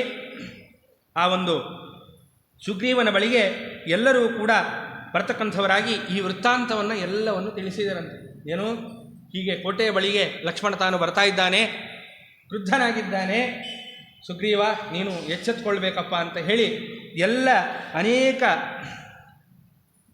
ಅನೇಕ ಜನ ಮಂತ್ರಿಗಳು ಬಂದು ಅವನಿಗೆ ಹೇಳ್ತಕ್ಕಂಥವರಾಗಿದ್ದಾರೆ. ಹೀಗೆ ಹೇಳಿದ ಮೇಲೆ ಇಷ್ಟೆಲ್ಲ ಹೇಳುವ ಮುಂಚೆ ಅಂಗದ ಏನು ಮಾಡಿದ್ದಾನೆ ಅಂದರೆ ಲಕ್ಷ್ಮಣನನ್ನು ತಡೆದು ನಿಲ್ಲಿಸಿ ಅಂಗದನೇ ಬಂದಂತೆ ಸುಗ್ರೀವನ ಬಳಿಗೆ. ಯಾಕೆ? ಮಂತ್ರಿಗಳಿಗೂ ಕೂಡ ಸುಗ್ರೀವನನ್ನು ತಡಿಲಿಕ್ಕಾಗ್ತಾ ಇಲ್ಲ, ಅಷ್ಟು ಒಂದು ಉನ್ಮಾದದಲ್ಲಿ ಹೋಗಿಬಿಟ್ಟಿದ್ದಾನೆ. ಅದರಲ್ಲೇ ತೇಲಿ ಮುಳುಗುತ್ತಾ ಇದ್ದಾನೆ ಸುಗ್ರೀವ. ಅಲ್ಲಿ ಲಕ್ಷ್ಮಣನನ್ನು ಬಾಗಿಲ ಹತ್ತಿರ ನಿಲ್ಲಿಸಿದ್ದಾನೆ. ಮೊದಲೇ ಕ್ರುದ್ಧನಾಗಿಬಿಟ್ಟಿದ್ದಾನೆ ಲಕ್ಷ್ಮಣ. ಎಷ್ಟು ಅಂದರೆ ಒಂದು ರಾಜ್ಯವನ್ನು ಎಷ್ಟು ಚೆನ್ನಾಗಿ ನಡೆಸ್ಕೊಂಡು ಹೋಗ್ಬೇಕು ನೋಡ್ರಿ. ಈಗ ಅಂಗದ ಯಾರು? ಆ ಸುಗ್ರೀವನ ನಂತರ ಬರುವಂತಹ ವ್ಯಕ್ತಿ ಅಂಗದ. ಆದ್ದರಿಂದ ಅಂಗದ ಏನು ಮಾಡಿದ್ದಾನೆ? ಇಲ್ಲೂ ನೋಡ್ಕೋಬೇಕು, ಅಲ್ಲೂ ನೋಡ್ಕೋಬೇಕು. ಆ ಸ್ಥಿತಿ ಅಂಗದನಿಗೆ. ಲಕ್ಷ್ಮಣನನ್ನು ತಡೆದು ನಿಲ್ಲಿಸಿದ್ದಾನೆ. ಒಂದು ನಿಮಿಷ ಅಂತ ಹೇಳಿ ಪಾಪ ಈ ಕಡೆ ಬಂದರೆ ಮಂತ್ರಿಗಳ ಮಾತು ಕೇಳ್ತಾ ಇಲ್ಲ ಸುಗ್ರೀವ. ಆ ಸುಗ್ರೀವನ ಬಳಿಗೆ ಅಂಗದನೇ ಬಂದಂತೆ. ಬಂದು ತಮ್ಮ ತಾಯಂದ್ರಿ ಏನಿದ್ರೋ ಆ ತಾಯಂದ್ರಿಗೆ ನಮಸ್ಕಾರ ಮಾಡಿದ್ದಾನೆ ಅಂಗದ. ಆ ಸಂದರ್ಭದಲ್ಲೂ ಧರ್ಮ ಬಿಟ್ಟಿಲ್ಲ ನೋಡ್ರಿ. ಆ ಸಂದರ್ಭದಲ್ಲೂ ಧರ್ಮ ಬಿಟ್ಟಿಲ್ಲ. ಯಾಕೆ ಅಂದರೆ ಧರ್ಮ ಬಿಟ್ಟಿಲ್ಲ ಕಾರಣ ಎಲ್ಲವೂ ಜಯ ಆಯ್ತು ಅವರಿಗೆ. ಯಾರು ಎಷ್ಟು ಕಷ್ಟಕಾಲ ಬಂದರೂ ಕೂಡ ಧರ್ಮವನ್ನು ಬಿಡಲ್ವೋ ಅವರಿಗೆಲ್ಲ ಜಯವಾಗುತ್ತೆ. ಏನೋ ಕಷ್ಟ ಬಂದಿದೆ, ಯಾವ ಧರ್ಮ ಮಾಡಿ ಏನು ಉಪಯೋಗ ಇದೆ, ಯಾವ ಕಾಲಕ್ಕೆ ನಂಗೆ ಬಂತಾ ಅಂಥೇಳಿ ಯಾರು ಧರ್ಮವನ್ನು ಬಿಡ್ತಾರೋ ಅವ್ರಿಗೆ ಅಪಜಯವೇ ಸರಿ. ಆದ್ದರಿಂದ ಆ ಸಂದರ್ಭದಲ್ಲೂ ತನ್ನ ಧರ್ಮವನ್ನು ಅಂಗದ ಬಿಡಲಿಲ್ಲ. ಏನು ಮಾಡಿದ? ಬಂದ ತಾಯಂದ್ರಿಗೆ ಇಬ್ಬರಿಗೂ ನಮಸ್ಕಾರ ಮಾಡಿದ. ಅದೇ ಸುಖದ ಮತ್ತಿನಲ್ಲೇ ಮಲಗಿಬಿಟ್ಟಿದ್ದಾನೆ ಯಾರು? ಸುಗ್ರೀವ. ಅವನಿಗೂ ಬಂದು ಎಬ್ಬಿಸಿ ನಮಸ್ಕಾರ ಮಾಡ್ತಕ್ಕಂಥವನಾಗಿ ಅಂಗದ ಪ್ರಾರ್ಥನೆಯನ್ನು ಮಾಡಿದ. ತಂದೆ ಚಿಕ್ಕಪ್ಪ ಹೀಗೆ ಲಕ್ಷ್ಮಣ ಬಂದಿದ್ದಾನೆ, ಕರ್ತವ್ಯಗಳು ಬಹಳಷ್ಟು ಇವೆ, ಅದರಿಂದ ಎಚ್ಚೆತ್ತುಕೊಳ್ಬೇಕು ಅಂತ ಹೇಳಿ ತಾನು ಅಂಗದ ಸುಗ್ರೀವನಿಗೂ ಕೂಡ ಹೇಳ್ತಕ್ಕಂಥವನಾದ. ಹೀಗೆ ಬಾಗಿಲ ಬಳಿಯಲ್ಲಿ, ಯಾಕೆ ಅಂತಂದರೆ ನಿಮಗೆ ಉಪಕಾರ ಮಾಡಿದವರು ರಾಮಲಕ್ಷ್ಮಣರಿಬ್ಬರೂ ಕೂಡ, ನಿಮಗೆ ಚಿಕ್ಕಪ್ಪ ಉಪಕಾರ ಮಾಡಿದವರು, ಅವರು ಮನೆ ಬಾಗಿಲಿಗೆ ಬಂದು ನಿಂತಾಗ ನೀವು ಹೀಗಿರಬಾರದು ಅಂತ ಹೇಳಿ ತಾನು ಪ್ರಾರ್ಥನೆಯನ್ನು ಮಾಡ್ತಕ್ಕಂಥವನಾಗಿದ್ದಾನೆ. ಅಷ್ಟರಲ್ಲಿ ಆ ಕೋಟೆಯ ಸುತ್ತ ಇದ್ದಂತಹ ಕಪಿಗಳೆಲ್ಲರೂ ಕೂಡ ಕೋಲಾಹಲ ಮಾಡಲಿಕ್ಕೆ ಶುರು ಮಾಡಿದ್ದಾರೆ. ಈ ಅನೇಕ ಕಪಿಗಳ ಸಮೂಹ ಬಂದರೆ, ನಾವು ಇವತ್ತು ಝೂಗೆಲ್ಲ ಹೋದರೆ ಅನೇಕ ಕಪಿಗಳಿದ್ದರೆ ಅದರ ಮಾತುಗಳನ್ನು ನಾವು ಕೇಳಿದ ಅನುಭವ ನಮಗಿರುತ್ತೆ. ಎಲ್ಲ ಕೂಗಾಡ್ತಾ ಇರುತ್ತೆ, ಕಿಲಕಿಲ ಅಂತ ಹೇಳಿ ಅದೆಲ್ಲವೂ ಕೂಡ ಮಾತಾಡ್ತಾ ಇರುತ್ತಲ್ಲ. ಹಾಗೆ ಆ ಕೋಟೆಯ ಸುತ್ತಲೂ ಇದ್ದಂತಹ ಆ ಕಪಿಗಳೆಲ್ಲರೂ ಕೂಡ ಕೂಗಾಡ್ತಾ ಇದ್ದಾರೆ. ಆವಾಗ ಎಚ್ಚರಿಕೆ ಆಯಿತು ಅವನಿಗೆ, ಏನೋ ಆಗಿದೆ ಸಾಮ್ರಾಜ್ಯಕ್ಕೆ ಅಂತ ಸುಗ್ರೀವನಿಗೆ. ಈ ಕಿವಿಗೂ ಈ ಶಬ್ದಗಳೆಲ್ಲ ಬೀಳ್ತಾ ಇದೆ. ತಾನು ಅಂಗದನೂ ಕೂಡ ಬಂದು ಪ್ರಾರ್ಥನೆಯನ್ನು ಮಾಡ್ತಾ ಇದ್ದಾರೆ, ಅನೇಕ ಮಂತ್ರಿಗಳು ಬಂದು ಪ್ರಾರ್ಥನೆಯನ್ನು ಮಾಡ್ತಕ್ಕಂಥವರಾಗಿದ್ದಾರೆ. ಹೀಗೆಲ್ಲ ಆದ ಮೇಲೆ ಅವಾಗ ದಿಗ್ಭ್ರಾಂತನಾದ, ಅಯ್ಯೋ ಏನಾಗಿದೆ ಅಂತ ಹೇಳಿ. ಆಗ ಸುಗ್ರೀವನಿಗೆ ಎಚ್ಚರಿಕೆ ಅನ್ನೋದಾಗಿದೆ. ಎಚ್ಚರಿಕೆ ಆದ ಮೇಲೆ ಹೇಗಿದ್ದ ಸುಗ್ರೀವ ಅಂತಂದರೆ ಒಳ್ಳೆ ಮತ್ತಿನಲ್ಲಿದ್ದಾನೆ. ಹಾರ ಆಭರಣಗಳೆಲ್ಲವೂ ಕೂಡ ಛಲ್ಲಾಪಿಲ್ಲಿ ಆಗೋಗಿದೆ. ಯಾಕೆ, ಅದೇ ಮತ್ತಲ್ಲೇ ಇದ್ದಾನೆ. ಆದ್ದರಿಂದ ಹಾರ ಆಭರಣ ಏನೇನು ಹಾಕ್ಕೊಂಡಿದ್ನೋ ಎಲ್ಲವೂ ಕೂಡ ಚಿಲ್ಲಾಪಿಲ್ಲಿ ಆಗಿದೆ. ದಿಗ್ಭ್ರಾಂತನಾಗಿ ಎದ್ದು ನೋಡ್ತಾನೆ, ಎಲ್ಲ ಕಡೆ ಕೋಲಾಹಲ. ಈ ವಿಷಯವನ್ನು ಅಂಗದ ತಿಳಿಸ್ತಕ್ಕಂಥವನಾಗ್ತಾನೆ. ಆಗ ಏನು ಮಾಡಬೇಕು ಅಂತ ಗೊತ್ತಾಗೋದಿಲ್ಲ. ಗೊತ್ತಾಗದೇ ಇದ್ದಾಗ ಸುಗ್ರೀವನ ಬಳಿಯಲ್ಲಿ ಇದ್ದಂತಹ ಇಬ್ಬರು, ಯಾರು, ಪ್ಲಕ್ಷ ಮತ್ತು ಪ್ರಭಾವ ಎನ್ನುವಂತಹ ಇಬ್ಬರು ವ್ಯಕ್ತಿಗಳು ಸುಗ್ರೀವನ ಬಳಿಯಲ್ಲಿ ಇರ್ತಾರೆ. ಇಬ್ಬರು ಮಂತ್ರಿಗಳು ಇವರು, ಪ್ಲಕ್ಷ ಮತ್ತು ಪ್ರಭಾವ ಎನ್ನುವಂತಹ ಇಬ್ಬರು ಮಂತ್ರಿಗಳು. ಆ ಇಬ್ಬರು ಮಂತ್ರಿಗಳು ಏನು ಮಾಡಿದ್ದಾರೆ, ಅವರು ಕೂಡ ಬಂದಿದ್ದಾರೆ. ಬಂದು ಈಗ ಎದ್ದಿದ್ದಾನೆ. ಅಂಗದ ಬರೋ ತನಕ ಎದ್ದೇ ಇಲ್ಲ ಮಹಾನುಭಾವ, ಅಂಗದ ಬರೋ ತನಕ ಹಾಗೆ ಇದ್ದಾನೆ. ಮಂತ್ರಿಗಳೆಲ್ಲ ಬಂದು ಪ್ರಾರ್ಥನೆ ಮಾಡಿದ್ದೆ ಆಯಿತು, ಮಾಡಿ ಸಾಕಾಯಿತು. ಇಷ್ಟೆಲ್ಲ ಆದಮೇಲೆ ಇಬ್ಬರು ಮಂತ್ರಿಗಳು ಬಂದರಂತೆ, ಪ್ಲಕ್ಷ ಮತ್ತು ಪ್ರಭಾವ ಎನ್ನುವಂತಹ ಇಬ್ಬರು ಸುಗ್ರೀವನ ಮಂತ್ರಿಗಳು ಬರ್ತಕ್ಕಂಥವರಾಗಿ, ಕಪೀಂದ್ರ ನೀನೇನು ಮಾಡಬೇಕು ಅಂತಂದರೆ, ನೀನು ಎಲ್ಲ ಧರ್ಮಗಳನ್ನು ಬಲ್ಲವನಾಗಿದ್ದಿ, ದೀರ್ಘದರ್ಶಿಯಾಗಿದ್ದಿ. ನೋಡ್ರಿ, ಮಂತ್ರಿಗಳು ಎಷ್ಟು ಚೆನ್ನಾಗಿ ಎಚ್ಚರಿಸ್ತಾರೆ ಒಬ್ಬ ರಾಜನನ್ನು. ದೀರ್ಘದರ್ಶಿಯಾಗಿದ್ದಿ ಅಂದರೆ ಅರ್ಥ ಏನು, ಮುಂದೇನಾಗಬೇಕು ಅನ್ನುವ ವಿವೇಕ ನಿನಗಿದೆ. ಮುಂದೆ ಒಳ್ಳೆಯದಾಗಲಿಕ್ಕೋಸ್ಕರ ಇವಾಗ ಕೆಲಸ ಮಾಡುವ ಸಾಮರ್ಥ್ಯವೂ ನಿನ್ನಲ್ಲಿದೆ. ಮತ್ತು ಧರ್ಮನಿಷ್ಠನಾಗಿದ್ದಿ ನೀನು. ಆದ್ದರಿಂದ ಲಕ್ಷ್ಮಣ ಏನು ವಿವಿಧ ವಿಷಯಗಳನ್ನು ಇಟ್ಕೊಂಡು ನಿನ್ನ ಕುರಿತು ಮಾತಾಡಬೇಕು ಅಂತ ಅವನು ಬಂದಿರಬಹುದು. ಯಾಕೆಂದರೆ ಅವನು ಯಾತಕ್ಕೆ ಬಂದಿದ್ದಾನೆ ಅನ್ನೋದೇ ಗೊತ್ತಿಲ್ಲ. ಲಕ್ಷ್ಮಣ ಯಾತಕ್ಕೋಸ್ಕರ ಬಂದಿದ್ದಾನೆ ಅನ್ನೋ ಕಲ್ಪನೆಯೇ ಇಲ್ಲ.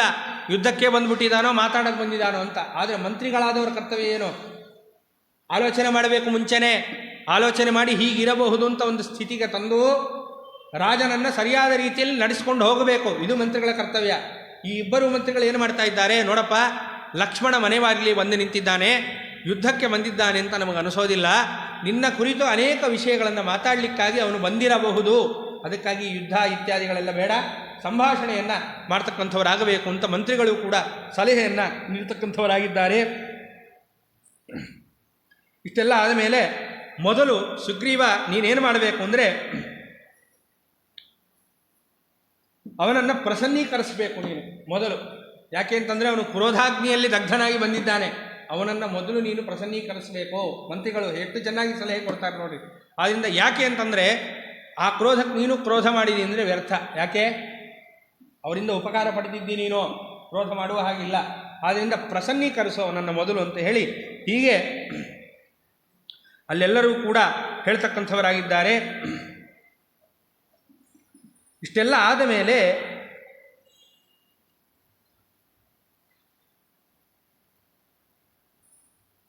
ಇಲ್ಲಿ ಹನುಮಂತ ದೇವರು ಮಾತಾಡಲಿಕ್ಕೆ ಶುರು ಮಾಡ್ತಾರೆ ಸುಗ್ರೀವನ ಬಳಿಗೆ. ಯಾಕೆ, ಮಂತ್ರಿಗಳಲ್ಲೇ ಹೇಳಿದ್ದಾಯಿತು, ಎಲ್ಲ ಆಯಿತು. ಆದರೆ ಸುಗ್ರೀವನಿಗೆ ಏನೂ ತೋಚ್ತಾ ಇಲ್ಲ. ಯಾಕೆ, ಮತ್ತಿನಲ್ಲಿ ಬೇರೆ ಇದ್ದಾನೆ, ಇಲ್ಲಿ ಕೋಲಾಹಲ ಬೇರೆ ನಡೀತಾ ಇದೆ, ದಿಗ್ಭ್ರಾಂತನಾಗಿಬಿಟ್ಟಿದ್ದಾನೆ. ಮಂತ್ರಿಗಳೆಲ್ಲರೂ ಕೂಡ ತುಂಬ ಸಲಹೆಗಳನ್ನು ಕೊಟ್ಟಿದ್ದಾರೆ. ಇಷ್ಟೆಲ್ಲ ಕೊಟ್ಟರೂ ಕೂಡ ಅವನಿಗೆ ಏನೂ ತೋಚ್ತಾ ಇಲ್ಲ.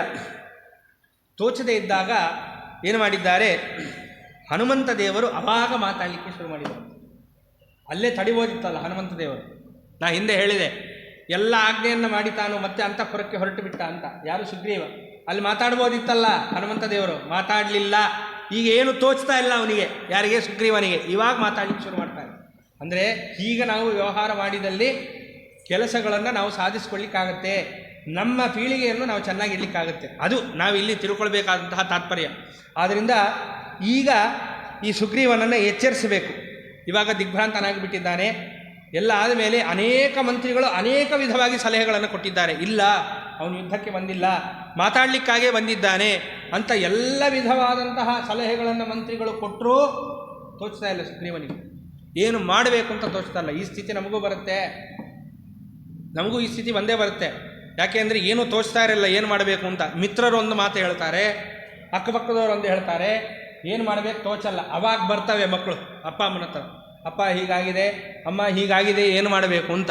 ಅವಾಗ ತಿದ್ದಿದ್ರೆ ಅವಾಗ ಅಪ್ಪ ಅಮ್ಮ ಏನು ಅಂತ ಅಪ್ಪ ಅಮ್ಮನ ಮೇಲೆ ಮಕ್ಕಳಿಗೆ ಗೊತ್ತಾಗುತ್ತೆ, ಅಪ್ಪ ಅಮ್ಮನ ಮೇಲೆ ಗೌರವ ಬೆಳೆಯುತ್ತೆ. ಆದ್ದರಿಂದ ಅದರಂತೆ ಸುಗ್ರೀವ ಎಲ್ಲರೂ ಸಲಹೆ ಕೊಟ್ಟರು, ಏನು ತೋಚ್ತಾ ಇಲ್ಲ, ದಿಗ್ಭ್ರಾಂತನಾಗಿ ಬಿಟ್ಟಿದ್ದಾನೆ, ಮಂತ್ರಿಗಳ ಮಾತು ಏನು ಅಂತಲೇ ಅರ್ಥ ಆಗ್ತಾ ಇಲ್ಲ.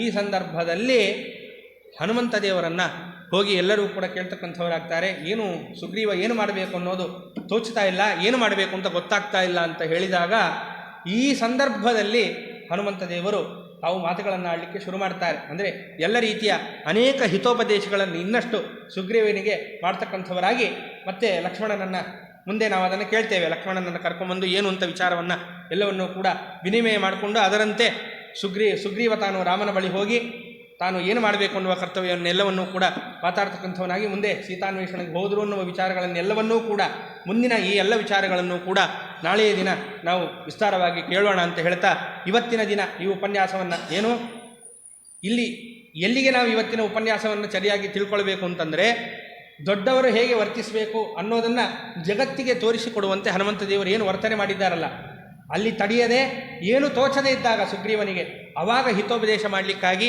ಅವನಿಗೆ ಮಾರ್ಗದರ್ಶನ ಮಾಡಲಿಕ್ಕಾಗಿ ಹೇಗೆ ಬಂದರೋ ಅದರಂತೆ ನಮಗೂ ಕೂಡ ವಾಯುದೇವರು ಎಲ್ಲ ರೀತಿಯ ಮಾರ್ಗದರ್ಶನವನ್ನು ಮಾಡಿ ಶ್ರೀಮದಾಚಾರ್ಯರಾಗಿ ಬಂದು ಮಾಡಿದ್ದಾರೆ. ಎಲ್ಲ ಮಾರ್ಗದರ್ಶನವನ್ನು ಮಾಡಿ ನಮ್ಮನ್ನು ಉದ್ಧಾರ ಮಾಡಲಿ ಅಂತ ಕೇಳ್ಕೊಳ್ತಾ ನಮ್ಮ ಜೀವನದಲ್ಲೂ ಈ ರೀತಿಯ ಏರುಪೇರುಗಳು ಬಂದಾಗ ಯಾವ ರೀತಿ ಅದನ್ನು ನಾವು ನಡೆಸ್ಕೊಂಡು ಹೋಗಬೇಕು ಅನ್ನುವ ಜ್ಞಾನವನ್ನು ಕೂಡ ಕೊಡಲಿ ಅಂತ ಆ ವಾಯುದೇವರಲ್ಲಿ ಪ್ರಾರ್ಥನೆಯನ್ನು ಮಾಡ್ತಕ್ಕಂಥವನಾಗಿ ಈ ಎರಡು ಮಾತುಗಳನ್ನು ಅಸ್ಮದ್ಗುರುವಂತರ್ಗತ ಭಾರತೀಯ ರಮಣ ಮುಖ್ಯ ಪ್ರಾಣಾಂತರ್ಗತನಾದಂತಹ ಏನು ಆ ಬದ್ಧವಲ್ಲಭ ಕೃಷ್ಣ ಇದ್ದಾನೋ, ಆ ಕೃಷ್ಣ ಅಭಿನ್ನನಾದಂತಹ ಏನು ಕೋದಂಡ ರಾಮಚಂದ್ರ ಸ್ವಾಮಿ ಇಲ್ಲಿದ್ದಾನೋ ಆ ರಾಮಚಂದ್ರ ದೇವರಲ್ಲಿ ನನ್ನ ಎರಡು ಮಾತುಗಳನ್ನು ಸಮರ್ಪಣೆ ಮಾಡ್ತೇನೆ. ಶ್ರೀಕೃಷ್ಣಾರ್ಪಣಮಸ್ತು, ಶ್ರೀಮಧ್ವೇಶಾರ್ಪಣಮಸ್ತು.